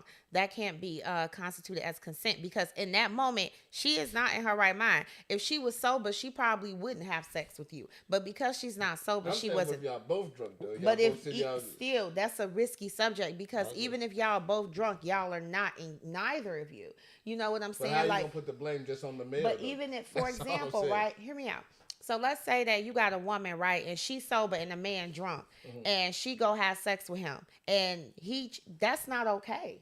If he did not want to have sex with her, if he wouldn't have sex with her sober, and she took advantage of him being drunk and messed up, that's not okay. I agree with you on that, but I'm saying I'm talking about both people even inebriated. But I'm saying but even then though, but the problem is if two people are drunk, they will still put the blame on the male. They probably, now that's crazy, but all I'm saying is that neither of them should, like, if you, that's why girls, we normalize when we get drunk, we go out with our friends. So can't nobody try to take us home. I know. Yeah. So, and then as you get older, you don't get drunk or that inebriated in a public setting. You feel yourself, me? yeah. Or with anybody. You know, you're grown. Hangovers be real. Hangovers be real. So all I'm saying is that I think that the consent laws definitely need to stick. I think that people need to use discernment and move with intention when it comes to these things, and also know who it is that you trying to be intimate with. Like, I think that people just meeting people and having sex with them, you don't know nothing about this person. They could change their mind. They could be narcissistic. You just don't know. And it's like, to avoid that, maybe but just not having sex with people you're not really familiar. It is though. If you, I mean, it's not. It's not. It's not realistic at not all. Having sex with people you don't know is not realistic. Because people do that all the time. This has been happening since the dawn of time for thousands, millions of years. It's unrealistic. Yes. I'm not saying. I don't know. I just think that if you use your discernment, you won't end up in these situations. And if you're not out here having like that hookup culture, that's what it is. Like getting drunk and having sex with random strangers, like that's risky in itself. I agree with you. Yeah. But the whole thing is when you wake up and you can decide in your mind that I want to say you grape me, it's crazy. That's why they say don't have sex when you drunk. That's why that's a rule. Like, no, I'm saying when you're not drunk. Okay, do you know about like the little streamers like that be with Castanet and them? Like, you know who that is? Like Castanet the streamer? No, I don't. You don't know none of the little streamers? I know, right? It say like 3 seconds to like explain what they do. He had a friend named Talia. Let's stop. A streamer is somebody that's she said she don't know. You know what they do though, right? Yeah, I know what they do. I just don't know none of the streamers. Yeah. Okay. He's popular streamer. He had a friend, and he had a sexual encounter with another streamer, right? And then the next day she woke up and said he raped her. But what saved him was the recording. He recorded the conversation that they had before she came out publicly. That they were both drunk. He said, "Man, and like I don't want you to think I'm a hoe because I had sex." She's like, "No, we both consented to it." So he recorded the conversation, but then she proceeded to blackmail him after that because she felt ashamed of what she did. Yeah, she trifling. That's what I'm saying. But a lot of women do that to males, and that happens. Well, I've seen football players, basketball players, and they go to jail, and then when they get proven innocent, they don't get that. They don't get their life back. And I agree. And I honestly, but you saying these type of laws should stick, but these laws are destroying a lot of people's lives. I think that honestly, yes, these laws should stick, but I honestly think it's one of those things like even maybe because that is something that like women crying rape. That's why I'm like men need to have more discernment on who they messing with, because that has been going on since, and I think it's messed up. I think women who do that, who insecure or don't want to increase their body count but want to be promiscuous, and they go out here yelling rape to absolve themselves of accountability after sleeping with somebody, like that is not okay. And we all know that women out here like that exist. So it's like, as a man, to protect yourself, use discernment with who you messing with, and dude was smart. Like you said, he recorded that. And I'm not saying going around record people, but I mean, if you need to, but if you feel like you need to record somebody before you have sex with them, then you shouldn't be having sex with them. I dead ass thought you were gonna say something different, like, yeah, so maybe y'all need to start recording yourselves doing something again. No, all right, so however which way, and I do appreciate a spirited debate and all that good stuff, but as it stands right now, the law is just what it is as it stands right now. And for the pot, and it's just in context of the conversation we having here, it's up to these guys to teach the men that they're supposed to be protecting the right information. I understand everybody has their own opinions about laws and things of that nature, just all across the board. But for him to go like to write her off as like this crazy person for sticking with what the law actually says, you sending the wrong message to these guys. Cause if they continue to adopt this super male bravado type language or type energy, they'll go out and do what they're gonna do with some girl, and then he's not gonna care about her ability to consent, because he think that shit is done to begin with, because Andrew Wilson says so, and Poor Man Podcast didn't give a fuck about Andrew Wilson saying anything about that. You feel me? So again, opinions go about, it is what it is, but Nick, you still have to tell people that this is a law that does need to be respected, at the very least, until we get enough signatures and a lawyer or two to actually combat this sort of law, right? I think, like I said, I don't think the law is the problem. I think that the law is to protect people who have that issue. It's men. They gotta think with this sometimes. I mean, they don't do that when you're 20. Y'all finna debate again, man. No, we not. I didn't watch that shit. I didn't watch that law, that consent law. I didn't watch it destroy a lot of people's lives, and these kids didn't rape nobody, bro. Rape nobody. They didn't do it, and then they lied. They get out of jail a couple years later, but their life has been destroyed, and nothing happens to the woman. She goes about her lovely old fucking day. And hear me out. And now we do want to talk. Like, one thing I will say, even in the black community, we do know that historically there has been color women who be doing that. Certain specific color women who lie to absolve themselves. You're right. So you know what I'm saying? I'm telling you, I just seen a lot of black women do it though. That's what I'm saying. This is a woman thing. It's no longer a color thing. This is a woman thing, and they do it to these young boys. Just because they wake up, they feel ashamed, and they are mad, or they didn't make them the girlfriend the next day after that. That happens. They just be sitting here looking crazy, but the law is this, and they give them the gavel. So the law needs to be rewritten. That's why I keep saying the law needs to change somewhere. If they gonna make, because they manipulate it in such a negative way, and the girls, they know the law. The boys don't know it. These girls know it, and they manipulate it in such a negative way. That's all I'm saying. It needs to have a little bit of great room somewhere so it can be decided. But it's not as black as white as people try to make it seem. Sex has never been like that. Emotions and shit like that is never black and white. But you want to make a law based off emotion as black as white. And you're right. I think that sometimes some of these, and especially with children, like teenagers and young adults, it's like you do have these boys who be like, oh, I'm going to do this, I'm going to do that. They'll play a role, get sex. Then after the sex, the girls feel jaded, and she come back and be like, "Oh, he raped me." Yes, and it's like you got these teenagers who don't even know how to handle sex in sexual relationships. And granted, it is messed up. I think, like I said, I think the laws were created to protect people who really need to be protected, but people do abuse it and use it as a weapon. I will acknowledge that. All right. Don't break the law, y'all. Next clip, please.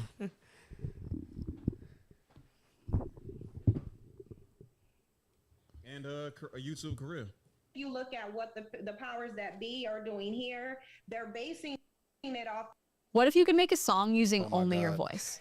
Let's start with the That's drugs. my fault because I was supposed to introduce it anyway. I should have introduced myself. Off of trajectories and likelihood. And so even with Go- Ella saying, well, There's a liver essentially, on the. Never mind. giving my understanding, I'm not saying that you said this verbatim, but the question of whether you should have a male baby versus female, well, the trajectory for black females is success. We're trajectory up. We're doing everything. We're the biggest entrepreneurs. We're building the communities. We're the most educated. That's what the trajectory is for black women. That is why there's so many investors investing in black women. The trajectory for black males is failure. It just is what it is. And if you look at the past and compare it to now, they've been getting worse and worse and worse. Go to 6 minutes and 16 seconds.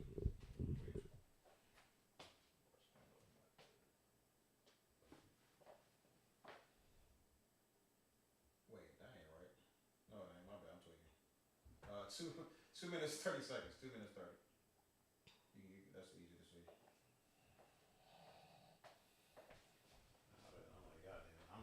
Let's let y'all get y'all little, air out y'all little, arguments and all that stuff, so I can just so I can close this shit out. It's all good. We gonna just turn these little debates y'all have into like separate videos. Okay, my bad. So this next clip is about one of our favorite YouTubers, not just how I think it, but also Cynthia G. So let's check it out. So career.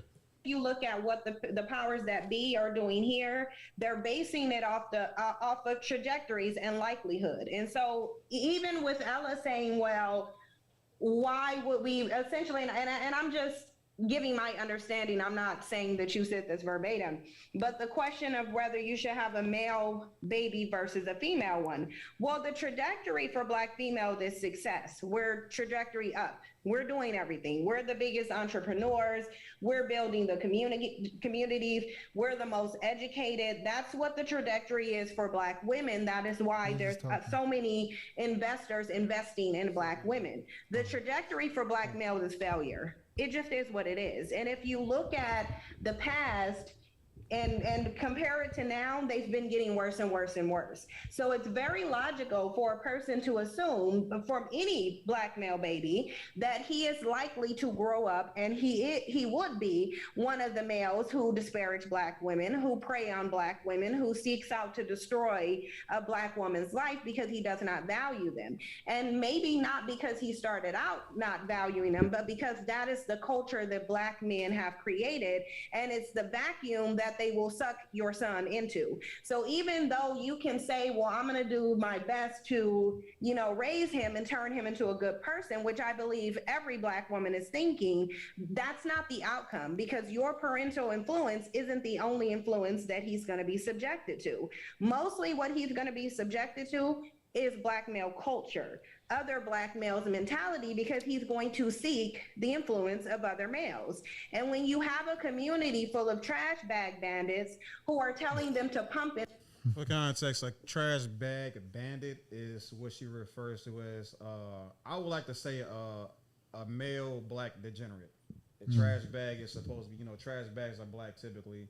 And she's basically saying they're full of like garbage. So let's continue with the video. Been dumped, and to not value the women, make them baby mamas, not marry them, and then when they get abused or what have you, tell them they should have chose better in a group of men to where choosing better is nearly impossible. Then it becomes a situation of logic. I mean, and just to what Nyla said, resets are not pretty, but here's the thing.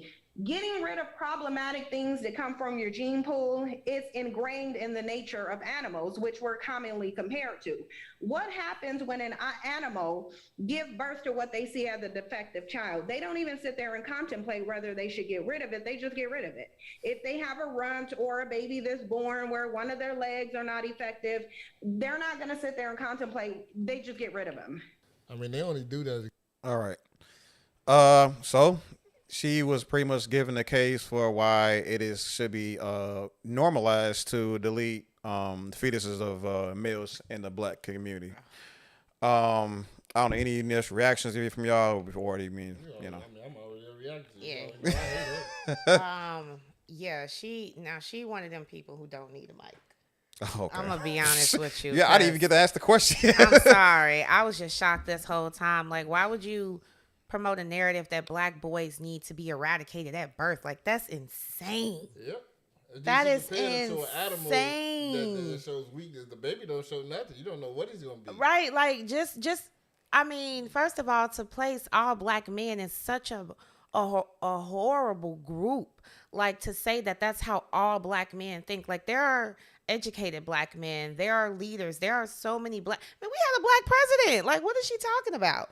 You know, and it's just insane that she thinks that all black men need to be eradicated at birth, like they're not contributing members to society. I think that when you spend a lot of time on social media or just looking at the things that are popular, you probably can have the mindset that this is how everybody thinks. And I think that what people forget is that the world is bigger than the place that just you frequently visit or live in right now. So that's my whole thing. I don't think sis need a mic because that was some crazy shit to say, in my personal opinion. Yeah. Where to start? I like to operate in like multiple like realities, right? That's how I like to have conversations sometimes. In the world where everything she's saying is absolutely true, as far as the description of things, not necessarily the prescription, right? But the way she describes the black male, her pathology and stuff like that. Even if everything she said were to be true, and just a brief synopsis, a brief I can't think of the word. Just a brief recap. She's saying that because men are predestined to be embedded into black culture, that there is no way that we can steer ourselves out of that path, that hood mentality, if you will. Even though you just said that there's plenty of examples of proven otherwise. Not every black person lives in the hood. Not every black person is hood. In the hood don't even think like that. We all over, so everywhere. It's all off, completely off. Completely off. Like it. Well, let me finish my point. But yeah, I'm sorry. So, I apologize. And I appreciate that that emotion in you, because there's so many people with microphones, right, that think that that black women have no type of emotion or empathy or sympathy for black men, despite us being damn near mirrors of each other. You know what I'm saying? So you showing that on the camera is like really, really impactful for this platform we on. You feel me? But going back to what I was saying, even if what she said was right, you know what I'm saying? So think that you just think about what that is going to create, what is going to be the outcome of every male fetus from starting at this generation to be like deleted, to be X'd out and all that stuff. Just like there's going to be, again, like we said earlier, there's consequences to the decisions that we make. You know what I'm saying? And I don't like for my platform. This platform is really dedicated to the upliftment and the strength building and the overturning of like false narratives of a black American freedman. Okay, that's what I'm here for. I'm here to make sure the next of kin, the next generation is it will have a fighting chance. Our arguments like that, or decisions, or solutions like that, is completely opposite, completely antithetical to everything I'm trying to build here. You know what I'm saying? There's no future in deleting all the black men for us as a community, right? Eradicate the black race? Like, what the hell? I mean, I like to also chime in at the little moment. One, this woman is speaking of a place of her. If I'm not mistaken, she got like 4 or 5 kids. I don't know. Okay, hold on now. I don't know about shit. I don't know about that, but go ahead. When I deep dive into her life, because she tells people not to date a black man. She's at the time when she was making the video, she got pregnant by another black man. Yeah, making a 4. I think it's her 4th or 5th kid. I swear to God. Allegedly. So yeah, allegedly. So she's speaking from this place where she's talking. This is a place of hurt, and you can tell in her life she loves black men, but she gets on this platform and vents her negative frustration with him because she's been hurt by him. You see what I'm saying? Yeah. And she's not this wealthy person of being projected. She's just a YouTuber with a lot of kids. She's a baby mama. She's the negative stereotype of the single mother, a terrible one at that. So, and she gets over here and promotes this negativity and hate, because there is a lot of hurt women that are been hurt by black men. So they gravitate to her and they build this web around her of this negativity, because they all agree, oh, let me blame you. You could blame whoever you want to blame, but you made that decision to date that person. You knew he had something wrong with him. You just choose to look that and the fuck with her. And then I hate to say it, black women do like a certain type of man. Okay, there's a certain type of men, and they like that certain type of man. But that comes with these consequences to like that certain type of men. And and all women believe they can change the men they like. That's a flaw in them. I think that society has conditioned black men and women differently. I think that black women have been conditioned to put up with struggle love, which is why they tolerate the foolishness that comes with dating people who won't make good, suitable partners. We've watched our grandmas, our great grandmothers struggle with men. And we thought, and even in movies, it's literally been indoctrinated in our system that we have to struggle and go through all these things with men in order to be loved. So I think that plays a huge role in a lot of stuff. Than what we look at for life. And then, even if you think about the stuff that black women put up with, not even necessarily from black men, but like in the 1950s and 60s, when, our husbands, sons, black men, brothers, uncles, dads were being taken from us and all these things, we literally held them down because we saw the pain that was happening. And I think that that's just still in the system, like in us systematically, like that when a person is going through something, we're not supposed to let them go. I acknowledge that there are women out here who see a dude who know he a dog and they want to have that dog's puppies. But I do believe that there are a lot of women out here who are naive and have Disney princess mindset where they think that, you supposed to tolerate a boy's stuff or a man's stuff and his stuff in order to be loved by him. I don't think that little black girls have ever been truly loved correctly by a man consistently to even know what that feels like, to know what real love from a man looks like. I think that black men have always been loved from women because, from birth, you either your mama loves you, your sister loves you, your auntie loves you, some woman in the family love you. But with black women, it ain't always that. And I think that because they don't know what that looks like, there's no solid example. You don't think the mother loves the daughter? Even if she does, it's like a man. Like, how would a girl know that a man's love is real if she doesn't know what love from a man looks like? Like, a lot of black women are penalized for like, oh, you chose wrong. Well, who teaching her how to choose right? What does that look like? Who shows her those things? Where is she seeing these things? When what role has a black man who is consistent, who is responsible, who is disciplined, who is all these positive things have shown her what to look for? And I think that knowing that, I give a lot of people grace because personally, I don't have children because I got high standards for who I procreate with. Like, I know that this person set an example for whatever child I have. You feel me? And I don't know if a lot of people go out with that mindset. They just fall into situations and then just let the results be what they may. But like that lady, she educated. You can tell in her vocabulary. But like you said, she hurt. She in pain. And, sometimes pain do this to people. And I completely disagree with her. But, hurt people.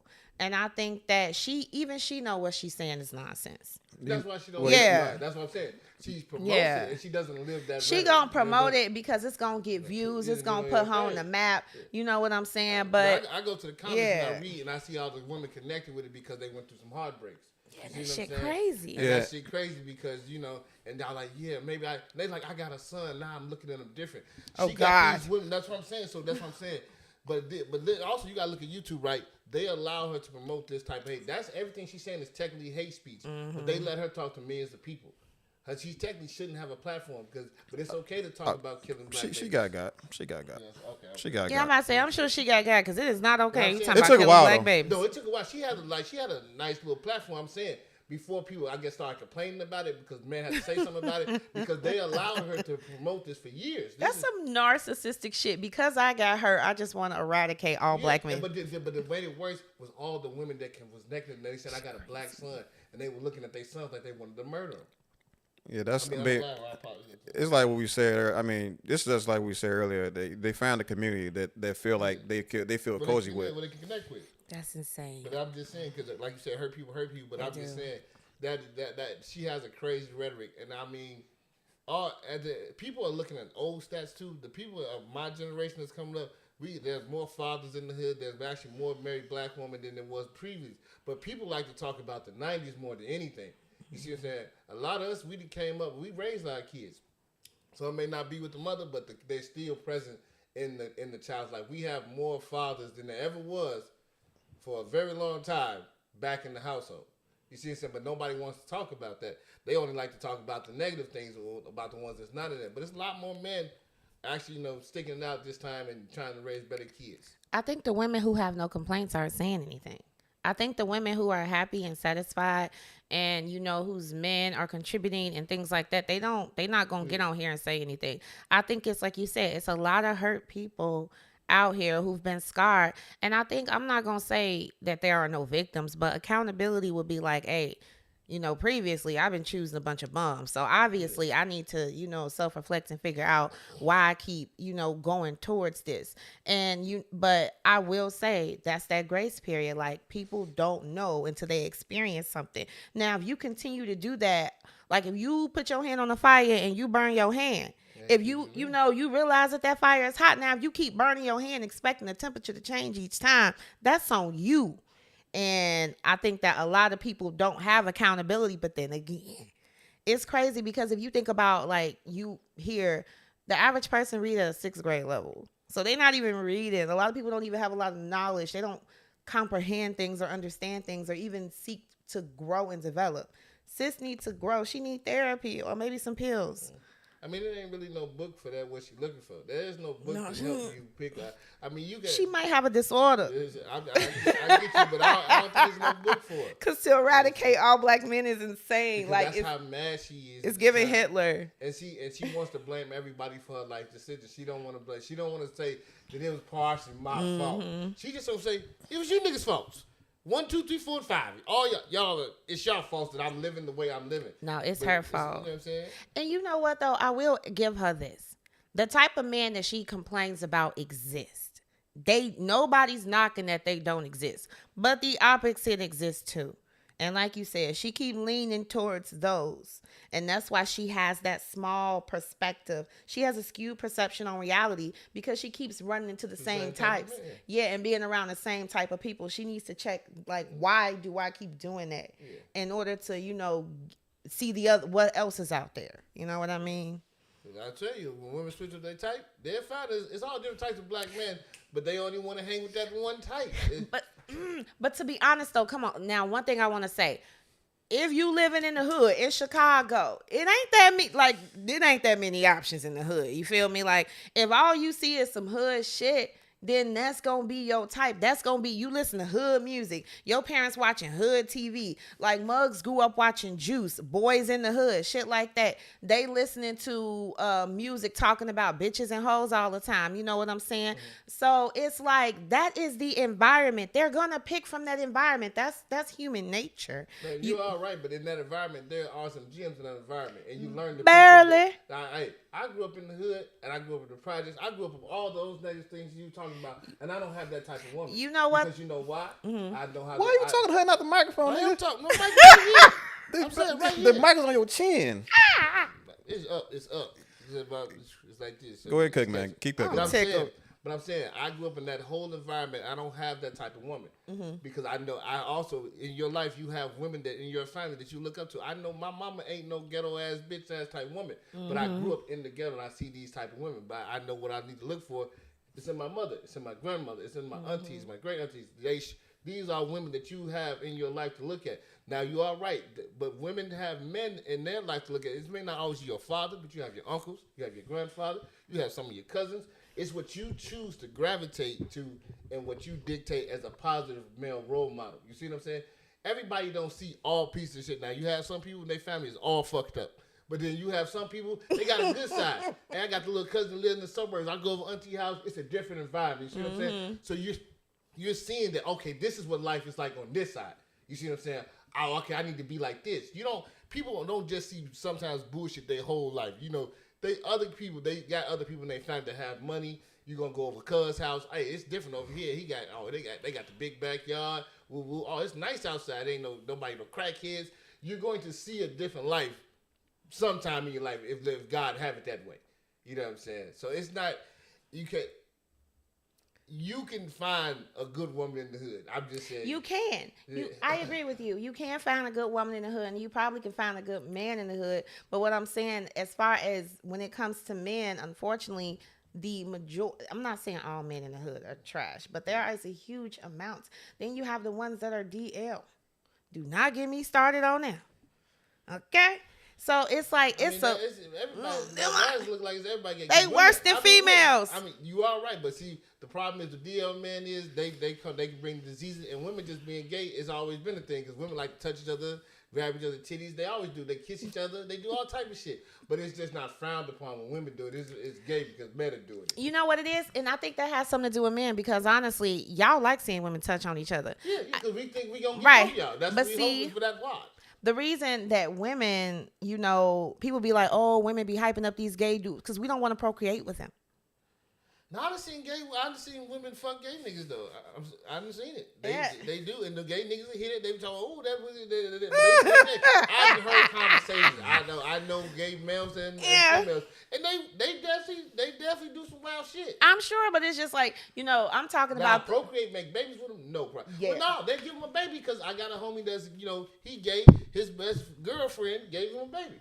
That's a baby. Yeah, you know what I'm saying as far as like that. But it's like it's one thing to be married with a man, procreate, build a family, and then you find out like baby thing, So I get what her, but that means that you just need to migrate to a different environment. I think a lot of people can solve certain problems if they move to a different environment. Now, you know what I'm saying? Something that's better, something that has more resources. Get out the damn hood. If not saying that everybody is able to do that, but at least try. You feel me? You can just go downtown to a different type of bar you never went to, like a different type of echelon of place, and you'll find a different type of man. And if you know you ain't got no money, don't be out here having 1,000,001 kids. Like that's another thing. That's true. And no stability. A lot of women do have a lot of kids, and they be expecting a nigga to come be like, hey, baby, you got like 4 or 5 things. I can't even do it. I can't even take you seriously because if I put one in you, I gotta take care of all 5. You know that's insane. I really just made 1. I don't really owe 1 this money. Yeah, and I get it. Like a lot of people make horrible decisions, but I expect that in hood environments. When you go to the suburban environments, it's not that bad for those reasons. Like hood inner city areas, they make a lot of fucked up ass decisions. You feel me? And I'm not saying it don't carry over to other areas, but you notice them more in inner city areas. Like as far as, for example, and that is because we don't have many resources as far as like food. If you go to the suburbs, there's healthy restaurants everywhere. Over here, like where I'm at, it's not. So you gonna eat nothing but trash. I hate to say that they do that off the demographic to a certain that is, but the problem is black people like that shit. If we put, I hate to say it, if we put a bunch of big vegan spots on 75th, we only got 1, right? They get all the business. Say if you put 7, you think that those 7 businesses are going to flourish on 75th Street? No, they won't. Because people don't eat vegan food. You see what I'm saying? They give you what you like. If you didn't like that shit, they wouldn't put that there with you. I promise you. Like when you go downtown, right? You got the Jules Osco that's over there, that's close by the projects. They get a whole different type of food. They get the ribs, the mac and cheese, the greens, all that bullshit. It's a Jules literally 6 blocks away at another demographic, more white, Hindu, Chinese people. Sushi, jambalaya, seafood, all this because this is a different demographic of people. They like to eat different type of shit. They know niggas like to eat this shit and they're gonna buy it. White people and they not gonna buy that shit. They're like, oh no, that's not for me. So that's why it's like that in those areas. It's just what the people they know what lives there. I think niggas want a little variety. I think these, no, they won't. Because there's so much fried chicken places. Put a sushi spot in the hood. Okay. Think that's going to, just say it. I mean, black people, we don't like to eat nothing raw, okay? See? All right, I will get. So that shit ain't going to happen. But healthy stuff, like, you know what I'm saying? Because, like, the cheap shit, the trash shit is always cheaper. It's more affordable. Yeah. You know what I'm saying? Demographic, that's poor people. Healthy stuff is more expensive. So I can't give it to the poor people. I'm not gonna win here. They can't afford it. They should make it affordable to give us the option to choose. that's not how capitalism works. If it was affordable, mugs probably would have more options. You know what I'm saying? But that would, you right. But that ain't how it works. We all know if you want to eat good, you're going to pay more money. So why would I put my business in? It's not that they deliberately not in. They know that you're not going to buy it. I just don't know. I think that they want to feed us poison. No, we like to eat poison. That's you said no. That's we wouldn't like to eat poison if we were never introduced to poison to begin with. That's true. Well, once you like it, you like it. I'm sorry. Came, shut up. Came, shut up. Shut up. All right. I'm like, I think he want to move on. Holy fuck. All right. Y'all done? Y'all got another debate? Done. What's the next debate? What you got? Are y'all crazy? Y'all crazy?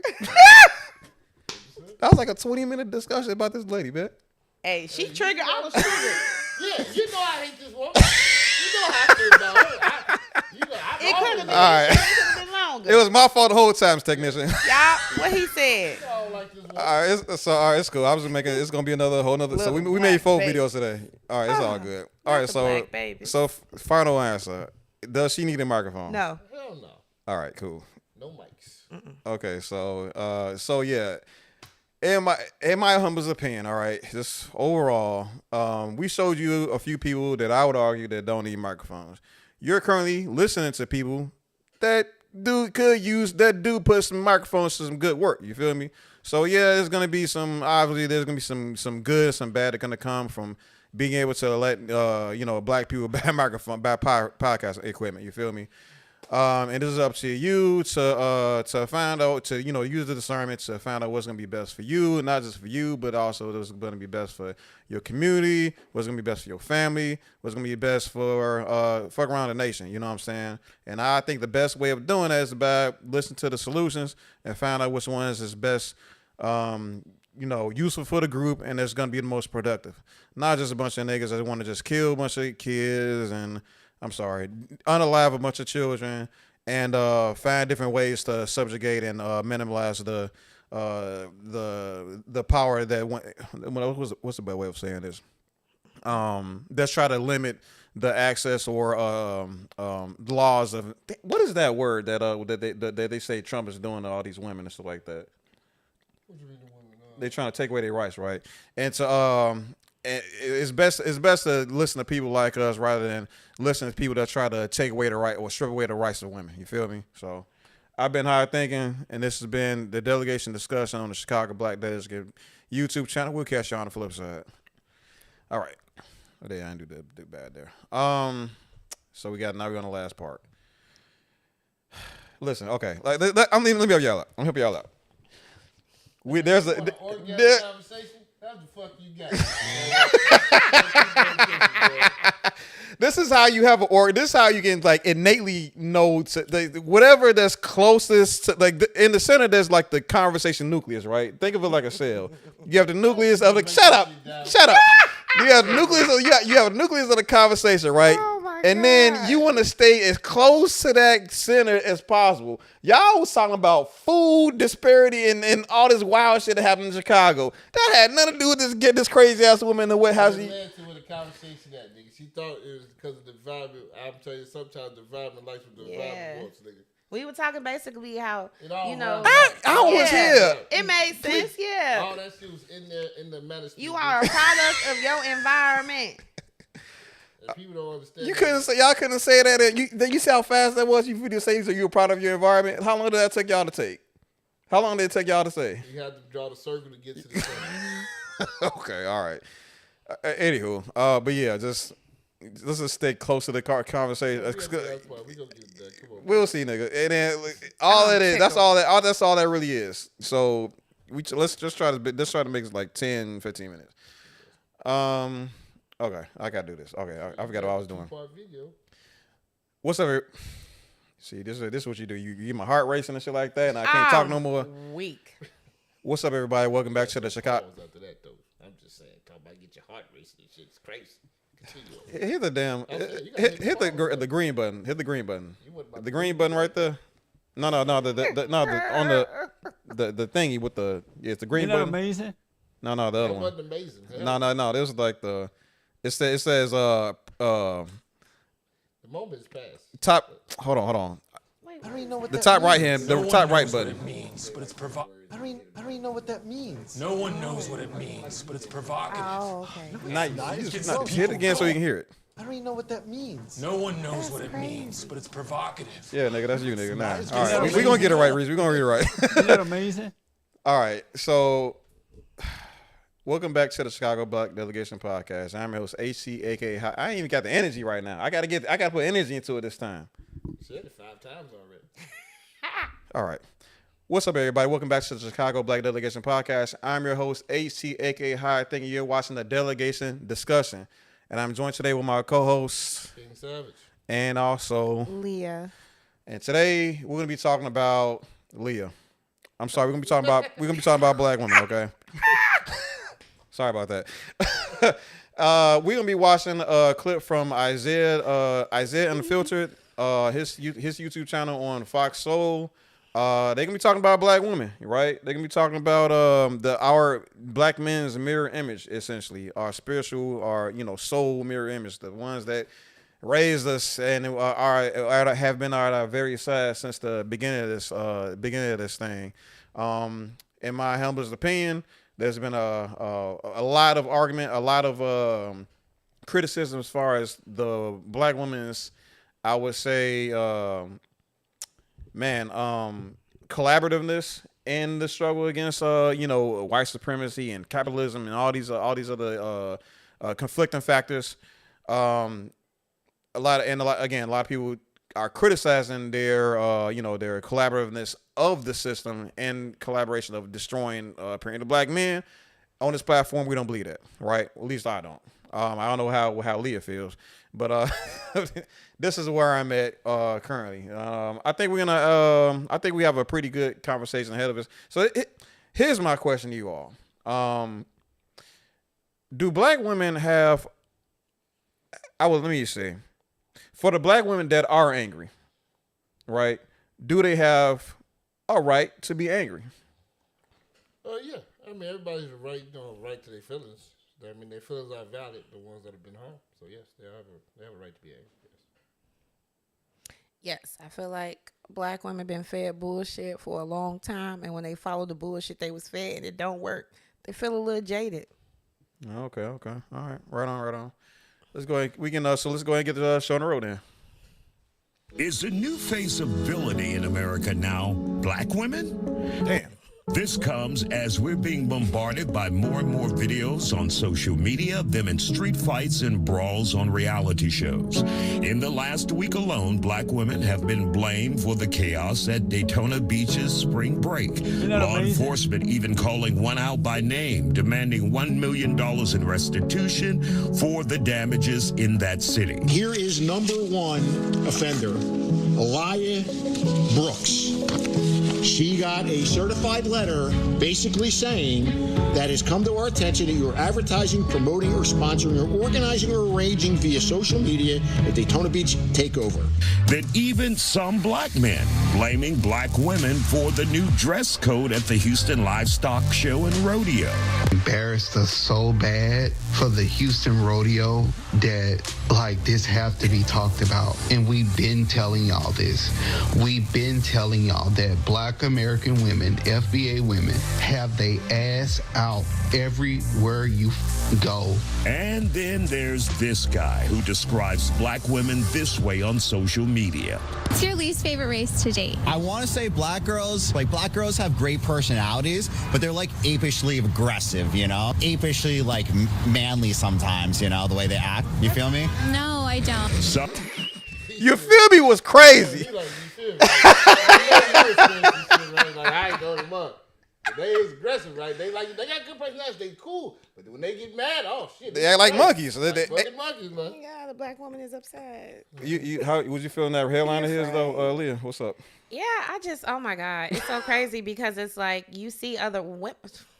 Well, let's get to the rest of it. I want you to respond to that joke I made, but he was going besides the point. Some say no matter how educated or successful, some black women have been constantly vilified, like politicians Jasmine Crockett and Kamala Harris. Hence, the question remains, are black women being vilified in America now? That was the real first question. Are black women being vilified in America? Yes. Yes. And I have to say this because they talking about them at the Houston rodeo. One, you ain't supposed to go to a rodeo like that, but these particular group of black women and men, they ain't never been to one. They don't know the Southern culture. These are people coming from the North, all places, all over. They don't understand the culture of Texas. So it's Texas' fault to a certain extent to think everybody's supposed to understand your culture. You see what I'm saying? And Texas has never been a spring break place. This is the first time ever Texas has been a spring break place. Now, people don't criticize the Girls Going Wild movement when it was all white women to the 2000s. Them bitches was sucking, fucking on trucks, all type, titties. And they gave him a video game. That you remember that old video game, Leadership Larry or something like that. There's a video game when the girls doing that. Yeah, you know what I'm saying? So, but that's what I'm saying. Nobody said nothing about the white women, but they want to villainize the black girls for doing it. That's the only double standard I got, because white people do it all the time, but it's just because it was done in Texas. You see what I'm saying? And that is a very Christian type place, and the rodeo is a family thing, and I think they just didn't know. They just said the rodeo. Okay, they going there trying to get some men. That's why they got their asses out. That's just what it is. They putting, the girls is out. They trying to get, trying to bring something home. Yeah, I certainly agree with that. I think that black women are being villainized. I think that we are being blamed for a lot of things that we don't even have power over, you know what I mean? Or control over. That's what cracks me up. And like he said, like Girls Going Wild. What? Man, listen. Women of different nationalities have been going places with their cheeks out forever. Nude beaches. Yes, they don't even have to be nude. Well, let her finish. They go to the grocery stores with little booty shorts on. Even like you see it all the time. But when a black woman do it, it is a problem. Like it has people upset. Even with the angry, you will see other nationalities of women getting angry and no one is calling them aggressive. They come to their aid. They want to help them. They this, that, and the third. But let a black woman get angry or anything. Like we're not allowed to have the normal emotion that everybody else has. Like why are we not allowed to have the same emotions as other people without we being called negative? Like we're supposed to be stoic, happy all the time. Like that's not even realistic. Yeah. Don't even make sense. You want to say something, Savage? No, I was just saying to the new beach parties because it's a place for it. The rodeo wasn't a place for that type of thing. You know what I'm saying? Okay. Yeah. I mean, the white people do it a little bit more designated. The Girls Going Wild, they take that type of behavior to Cancun. They don't do it in America. They take it to Mexico. Hey, we gonna act like savages. You know what I'm saying? But it's just a double standard. Like they really are villainizing the black women. You know what I'm saying? At the end of the day, folks, black people ass has been out since the dog time. They like to shake their cheeks, folks. That's what we do. As a cultural people, we shake ass. We move hips. That's what we do. We got rhythm. You know what I'm saying? That's what we do. And I think other people be mad because they ain't got no ass and no rhythm. Oh, damn. No, he right. Shake that motherfucker. And not to say that they don't, but funny. come on, like people will villainize us, but pay big money to look like us. Yeah. Like cut it out. And it's like white people wear booty shorts. They just wear the workout leggings and they put them all the way up to the thigh like that. And they walk around, but nobody say nothing to the white woman. They just look and say.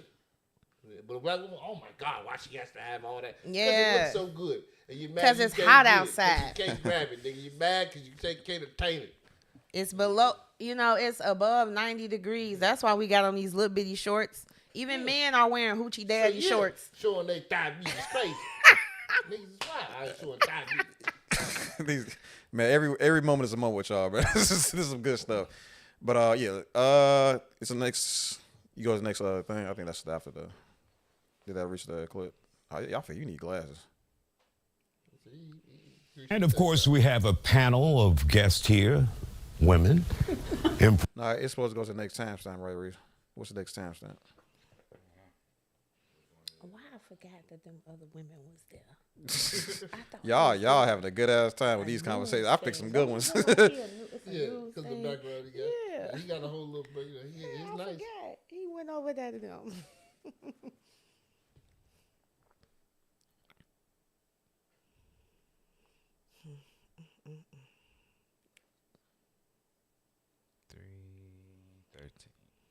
I know y'all remember. I know y'all figure her.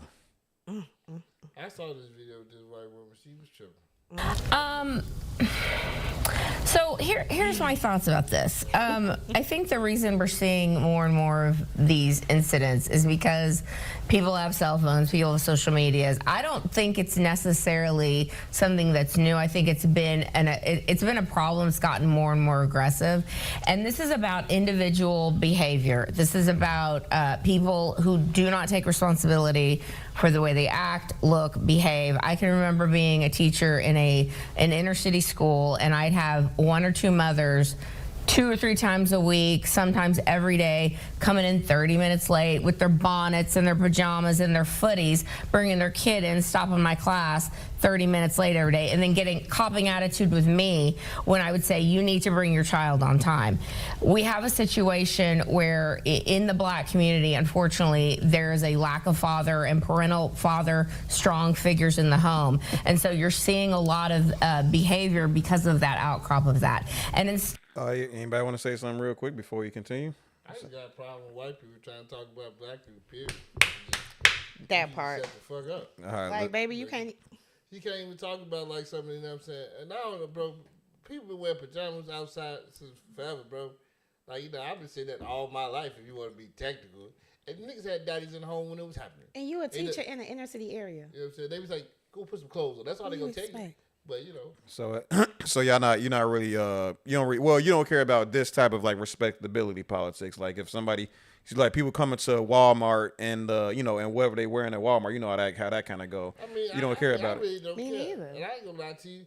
Only people that get mad about it is women because women are in competition with women and they like the better looking. That's why they're mad. Only people get mad when they see ass is women. I think also people trying to police other people's wardrobe is crazy. I think that we all, we wake up and decide what we want to put on, and we have that freedom. So I think people should have that freedom. Like, why are you trying to police what somebody else does? It has nothing to do with you. It does not affect you. You may not agree with that outfit or be like, that's not for me, but that doesn't, or you may even laugh at it or think it's funny, but to just go as far as and be like, oh, we should treat them this way because such and such, like that's retarded, in my personal opinion. Okay, let's keep going. Instead of like blaming whitey or blaming slavery or whatever the things that are going to be blamed on this panel, Okay, so let me just speak on that. So my thing is like, and I'm gonna try to be brief with this, but we can't like it's just I'm gonna say this. It's really agitating when I hear, especially white people, and she probably got some kind of like Latino shit in. I don't know. It don't matter to them. That's a country white woman. And Alabama, Texas. And like it's just really aggravated for me when they want to just pretend like the vestiges, that's the word we want to use, but like the problems of the past don't have influence of the future. You know what I'm saying?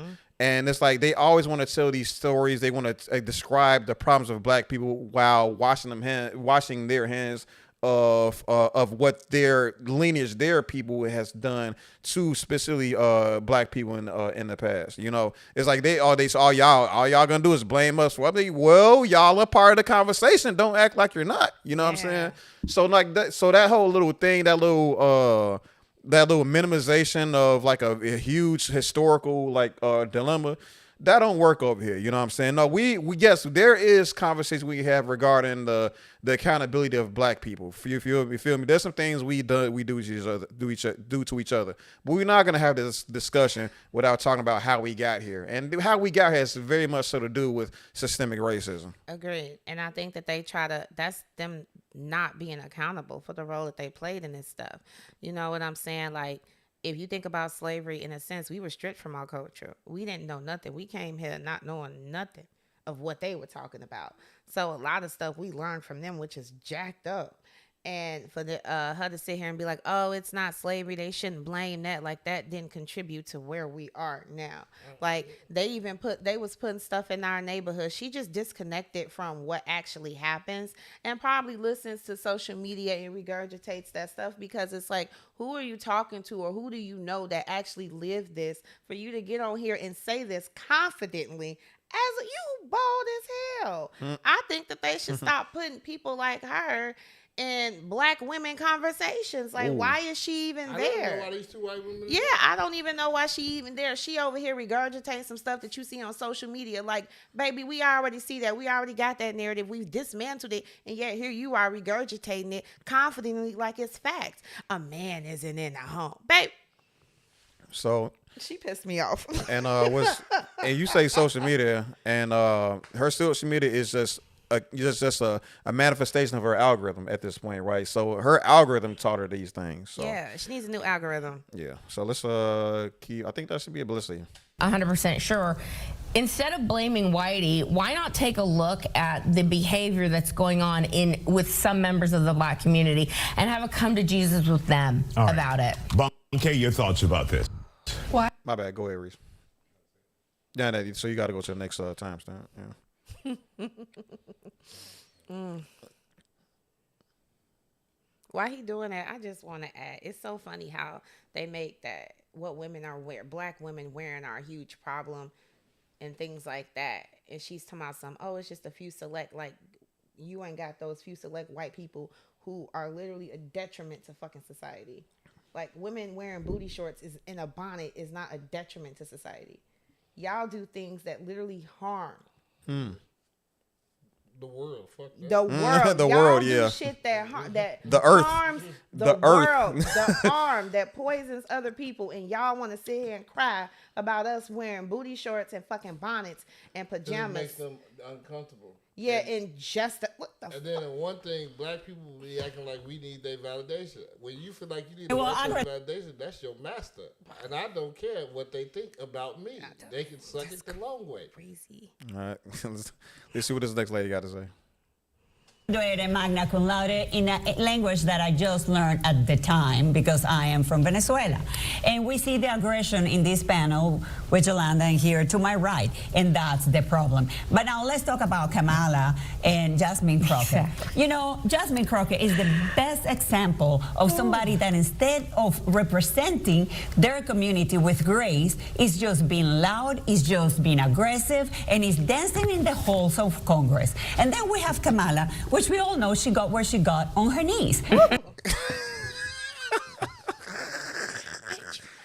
All right, so what we got? First of all, this hoe ain't even from here. That's what pissed me off. You coming in here talking about black people situations and you not even from here. You're not even from here. And it's not even, there's nothing wrong with people who come from different countries. Like, you know, I'm all for that. But my thing is, like, this ain't your conversation, boo. You need to sit this one out. And then for you to talk about women who are intelligent, who are literally making fucking history. Black women who are making history in some way, doing things that we are literally just now being able to fucking do. And you want to paint them in a negative light and say negative things about them. And because they don't align with your definition or idea of grace. Like, that is insane to me. Like, everybody does not have to walk around or align with what you think grace is, polite is, or your structure, or like, we don't all exist to follow your internal compass. You know what I'm saying? So when people act like that and say these things about people that they don't know who ain't did shit to them and paint these horrible narratives of them, specifically on small things, I just think it's done with intention and on purpose. Just like I told you with them having these two goddamn women who were insignificant, who had nothing to contribute to the conversation but triggered a black woman on there. That's exactly what they're there for. That's exactly what they did. They triggered them in the to make them look like angry back, to push that goddamn narrative. They had no reason to be there. They didn't contribute to shit. This bitch ain't even from there. Yeah. And as you said, you're technically black, but you talk about you a different thing. And this also, I hate to say it, this goes back to slavery. Because they're trying to make you be the white standard, what we to believe to be civilized beings, or how we want you to, and that's the problem. We don't want to be like y'all. No.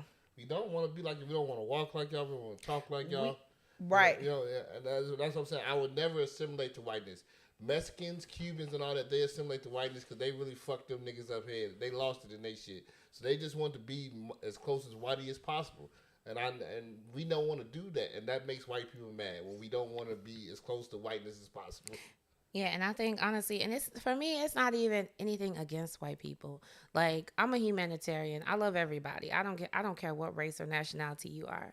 But my thing is, it's just that I dislike specific women like that who come on here and spew these negativity and do exactly what a man put them in a position to do, which is trigger the black men on this panel and deter the conversation from going anywhere productive. Y'all, literally, the first thing that came out their mouth was attacking black women. That was the first thing that came out their mouth, and that's what infuriates me. Like, y'all can't relate to nothing. Y'all ain't had none of the struggles or nothing. Y'all just come here, look at everything, and just start making assumptions about people. You feel me? Because they don't show up how you think they supposed to show up. I don't know, and I think that's why I hate that multiple people, even black men, participate in spewing that narrative. Not all black men. Yeah. That's the problem when you want to be close to white men, when you look for that validation. Yeah. And I would never look for it. It's like, why you got to put down your sisters? Like, that's what black women are tired of. They're tired of being embarrassed. They're tired of being exploited. They're tired of being villainized. They're tired of just things being unfair. That's how both sides feel. Yeah, fair, agreed. The men feel the same way. I agree. Like, and because we both minorities, and it's just like, being black already is one thing, but being a woman is a whole nother. It's just crazy. Yeah. I think, we don't have as much power in a lot of stuff that's going on in the world, and it's like a woman being upset is not a danger to society, but you got these people in political office or people who, in positions of power, them being upset is a danger to society and always have been. What have women done as mass destructive? Black women. There's so much to there's so much that would have been how to respond to, but for the most part, I'm agreeing with a lot of you were saying. The only thing I would say is, like, I don't want everybody to run off thinking, because there is a big narrative regarding this black and brown thing that's kind of going on here. There's very much so is a push of not a push, but an alliance of Latinx women and white women that's pushing against black people as a whole, not just black women but also black men. But I just want to just be like politically accurate here. We do appreciate the rioters that we have that's outside the black community that at least vote to our interests and stuff like that, because it may cause even though it may go in line with the things that they want, it's still good that they are not one of those we will vote for Donald Trump types of Latinas, right? But let's keep going on. Her story is way long, and she just got where she got because she filled many boxes in the DEI. Let's talk about merit, not about color. As a Latina, I don't feel any woman of any color with that behavior represent me as a woman. I'm a minority. I want people to get places based on merit. All right, Jazz. Which is completely bizarre, because the only person that would have got that role as president on merit would have been Kamala Harris. Even though, yes, there are some things going on with the primary and all that stuff, but you look at the woman's resume. That resume, she was in pretty much every corner of politics. Donald Trump was a fucking salesman. You know what I'm saying? Man, so they only put him against her because they knew he was gonna win. He always win when he go against a woman. So, bro, he didn't win against Biden, right? No, he did not. He only win when he go against woman. Gotcha. I knew he was gonna win when I saw who the candidate was. I mean, Trump never had no merit. I mean, he's yeah, that's what I'm saying. That's what I'm saying. He didn't get in on merit. He got on some bullshit. Either, but she ain't stupid. He got in because she got a better. I'm just going off the meritocracy argument. I mean, she has more degrees, schooling, everything. Yeah. So that's her talking about. Oh yeah, she's a DEI. Her no, she's not a DEI person. She'd got there off of meritocracy. They don't. Yeah, they still even know what this shit was. They don't know what meritocracy means. None of that. Women, you benefit from it, so shut the fuck up, bruh. That part, she do benefit from DEI. Yes, you wouldn't be sitting right here now if it wasn't for DEI. That's funny, because they need a Latina. Y'all act like black women was white women and other races benefited. The black woman was at the bottom, because they needed a Latina person for this conversation. That's why. That's how she got in. Yeah, bitch. Shit, fuck out here. That's how she got here. Diversity inclusion. You ain't lying. We need a Mexican chicken. That's how she got on the damn panel. That's what I would have told her. And see, that black man did this part. I said, you know why you here, right? It's because of DEI, and I would have kept on going after that. But you gotta check these bitches. Because this shit is ridiculous. If the black woman had to say shit to me, I would have said it for him. I got it. Go ahead, Reese. Okay. Interesting that Angela's trying to act like she's a wallflower. Angela got one of the biggest mouths on this panel. I don't and what walk she around. always does, Angela literally has no home training. Angela does not allow people to speak. She always interrupts because she tries to distract. I'm not worried about Angela because when she's moving, she ain't saying nothing. She's whining. She's trying to get the camera to look at herself. Now tell me why that's not aggressive. All right, right? Angela, let's hear from you. Sarah Palin, Christy Noem, Marjorie Taylor Greene are all aggressive. All right, let's hear from Angela. This is the way this woman walks around in the world, ladies and gentlemen. I don't walk around in the world like that, Absolutely. and I guarantee you that most of the people on this panel do not walk around in the world That's like why that. you got fired at HISD. Bitch. No, that's not. Bitch. Why I got fired at HISD, but So that's I not think- I'm Go not ahead. done. Hang on a minute. Lower your voice. Hang on a minute. Thank you. Here's the thing. Back to my whole. You know what I'm saying? You want to talk about it, she seemed a little tipsy. Whole premise here. This is about individual behavior, and if you're seeing a spate of black women or black people in general just acting wild and out, dressing like hoes, ghetto ratchet behavior, and people are calling it out. Not just white people, black people are calling it out, Hispanic people are calling it out. They're tired of it. That's why this black fatigue thing has taken hold. And again, with all due respect, the women on this panel are not who people are annoyed with, okay? Because the women on this panel are very successful, are very articulate and well-spoken. And I think instead of being defensive about You people literally having just a insulted different- Yolanda and said that. Look how they looking. Like this bitch here, boy. I swear, boy. She gave him a compliment, right, guys? But like, baby, don't nobody need your validation though. That's the point for her to think she needs to say that. Yeah. You could, you know what I'm saying? Like, You that's don't- the problem. The whole thing, white people still believe they're your masters. That's why they get upset when you're not looking the way they want you to look, acting the way you want to act, and they don't want to understand that. That's why they feel that way. Mexicans feel that way because they suck their dicks all their lives. They believe in white in their fucking race. I don't believe that. I don't believe closer to whiteness is godliness, nigga. I've never had. Who we? I just believe. Wait, what? Just again, I appreciate all Latina people that's on our side in this fight. Yeah, Please continue. yes, I believe. Yeah, I honestly think. I just think that we want to be treated treated equally. I think that's what it And really left is. alone, too. Left alone and not. It has nothing to do. For me personally, like I said, I got friends of different nationalities all over, and I love them to pieces. I just honestly think that I would like to be treated just as well as my white friend, you know what I'm saying? Or my Hispanic friend, or an Asian friend, or my Middle Eastern friend. Like, I would want to be treated when I go places, not that I'm black or I'm wretched, my base, even our service is different. And I think that there is this stereotype or common trope about black women that is being, plastered everywhere. And these women, they're hurting it, and they're doing it proudly. You feel me? And like I said, I felt like he was contributing to it by having them there. Uh-oh. They should not be there. It does not make sense for the conversation. Like I said, it don't make sense. If when it comes to something that's productive and Yeah. and finding a solution to things, we just I agree about to an finding a extent. solution. They just trying to say shit to get you fired up. Yeah. Call up a bunch of bitches. He's doing this just for content. He's not trying to find a solution. He's not thinking about that. He know if I put this Mexican, this white woman between these three black women, it's gonna go up. It's gonna be, but he didn't do that with the black man. That's what I was telling him. When the black man has something to say, nobody got triggered. That conversation was Because productive. all black men. You see what I'm saying? But if you put a white man in there and have him saying that shit, hey bro, we It don't would've. like how you talking to us right now. They'd have set it straight, and then he'd have been if he would have been smart, he'd have capitulated. He'd have matched their tone essentially. All right. Yeah. So, but yeah, I mean, this again, I'm trying to bring some balance here, y'all. This is probably why he don't need a mic, because he's bringing this. Well, that's a whole nother conversation. So like they. I thought we were judging off mics and no mics.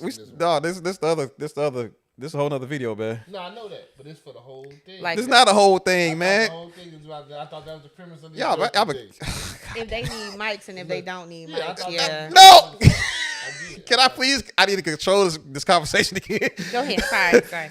But yeah, all of like 1000%. I don't know if I was taught about. Well, You know what I mean? I don't even remember. Is that shit go? But just going back to okay, you was talking about like the the dudes and all that stuff. So yeah, I would argue. I mean, I for the most part agree with like this as being a more of a flagrant type of conversation. It's not like I said on this. What we try to do is try to have more productive conversations, the things to get find out what the root cause of the scenarios or whatever is going on.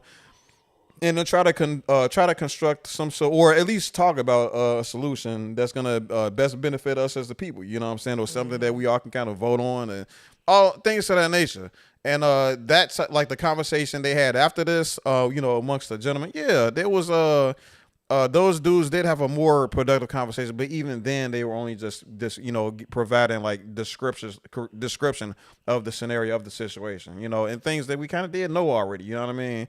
I think it would have been more helpful was to get rid of these two women that were disruptive, you know what I'm saying?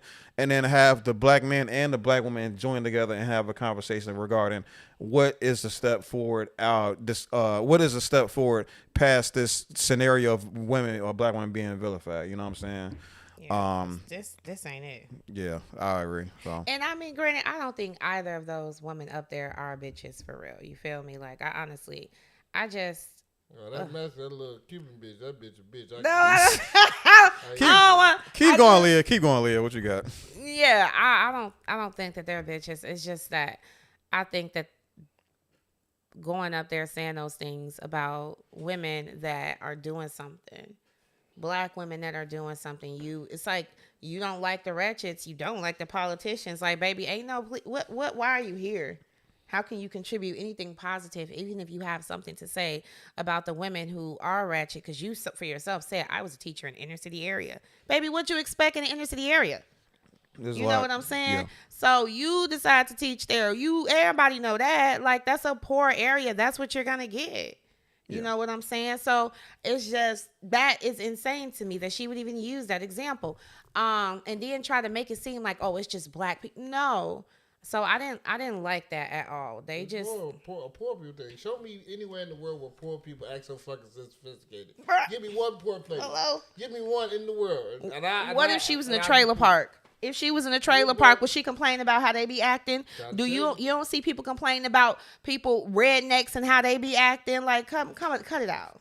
I think it's mostly. I think it has a lot to do with the location too. Like these, I don't want to go too far into this. It's a whole nother conversation. But you put a lot of you put any type of people in the conditions that Black Americans have to face in these inner city places. Their kids of these other ethnicities it'd be the exact same thing. Yeah, it'll be the same thing whether you in a trailer park or you in an area where there's like rednecks. If it's an area that lacks resources and funds, it's gonna be you know what to expect. And they're all packed up and they're all going to all collectively going to the same place. Exactly. You're gonna experience ratchetness in a trailer park. You're gonna experience ratchetness in areas that people consider rednecks. So it's like it's like, but everybody's specifically zeroing in on like inner city Black people areas when there's inner city areas for multiple, ethnicities. Different, ethnicities. That's why I'm just like,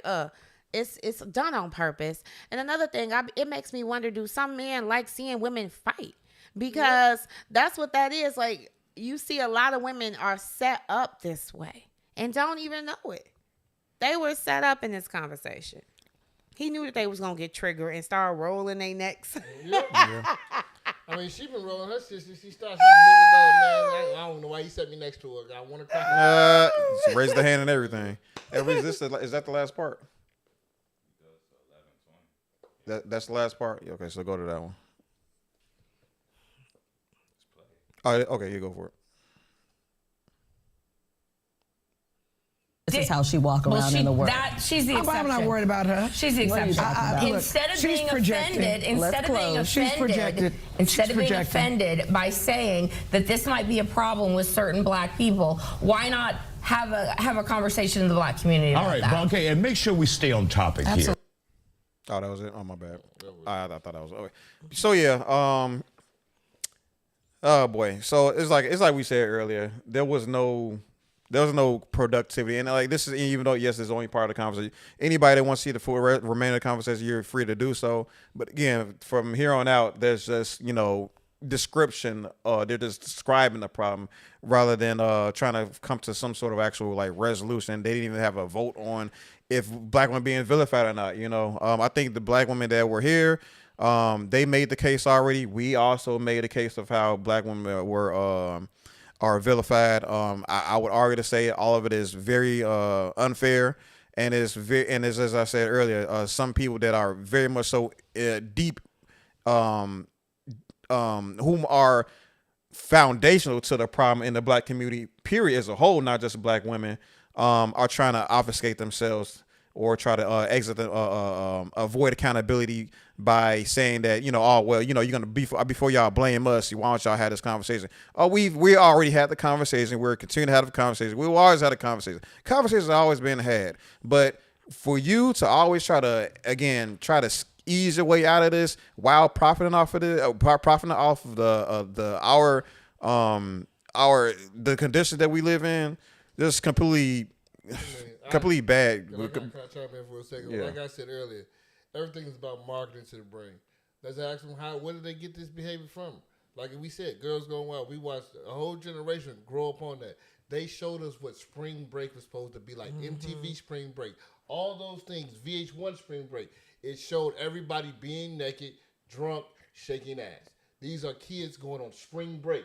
That is the idea of fucking spring break in America. Get drunk, fuck, wasted. That's what we do. Naked women wherever you go. That is literally the fundamental idea of it. But now when black people jump in there and say, we want to do the spring break thing too. Oh, this is degrading. All these niggers, bunch of niggers outside naked. But when the white women do it, it's all hell of a time. Yeah, wet t-shirt contest. That's what I'm saying. We learned it from them. Yeah. And she talking about, we learned it from you. That's what I said. We saw y'all had y'all party. We like, hey, we want to do that shit too. Can we do it? And that is just what I said, right? It's that they made bank off of that. Well, and that's what I'm saying. The marketing is made them the bank in our community. This is starting to blow my mind right now. Yes, what you said regarding the marketing, that goes into what I said earlier regarding them being deeply rooted into into the problems that we had today. We saw it on TV. That's why a lot of these people, that's a big reason rather why we emulate it in our own way. And just because we add it in our own way, they try to say that's a black thing. No, it's not a black thing. We got this from watching the same shit that y'all yeah, we got it from America. Good old red, white, and blue and green fucking propaganda and advertising. That's how a lot of black Americans created this culture that we abide by today. And on top of that, I would just like to add, I think a lot of people be hating on us because even when we are being exploited, even in our worst light, we still snap it. Mugs stay trying to emulate us because we are trendsetters. We be setting standards, and it be cracking me up to see other people of different nationalities out here trying to do something they done seen a black person do. You feel me? The reason why white women look so good today is because of black women. The reason they got lips and ass is because of black women. If they didn't want to imitate the black woman, you wouldn't have the women y'all got today. You're welcome. Yes, white man. You're welcome. We helped you out with them flat ass lips. You're welcome. Stick figures. You're welcome. We got you some hips and dips. You're welcome. They didn't have that before. I just want to say one more time. I'm sorry. I gotta say this. I'm sorry. Ladies first. You're right. You ladies first. I'm sorry. Fuck that. Yeah, we gave y'all more pushes for the cushion. God damn it. Thank us, nigga. All right, you got it. We are not promoting the objectification of women. I just want to That's why I feel this going that direction. Let me get this last little bit ignorant out. Let me get this last bit ignorant out before she virtue sick me. Go ahead. Coke bottle shapes till we showed. They even know about the hourglass shape till we showed. They said, "Oh, Mama looking good right now." God damn, wink. But and y'all know what happened. What was her? Oh my God, what's her name? I can't remember. Her last name started with a B or something like that. Yeah, the black lady. And then they pretty much got her Bartman, everybody. Sarah Bartman. Yeah, yep. Yeah. Oh, they made money off her. Had her traveling. Yeah. After she was dead. Yeah. They killed her, and they just kept her body up for observing and stuff like that. Yeah. But they were so amazed by it. Like, how did she get it? And all of a sudden, Kim Kardashian and the rest of them just found a way. They wait to look as close to black as possible, you know. And then now, but here comes that started a whole wave, you know. Yeah, in their defense, they're a bunch of Arabs. They're not really white women. They're a bunch of Arabs. I mean, ain't that classified as white in America in the census though? I think that's classified as Arabs classified as white. No, I mean, Arabs are technically dark skinned people. They just lighten their race up for a couple thousand years. I mean, yeah. I mean, when you applying common sense, yeah. But like, I think about a law, I think they classify as white.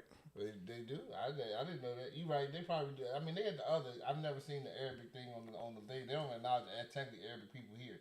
Technically, they don't technically acknowledge them. They only technically Native Americans, blacks, and Mexicans, and white people. That's all.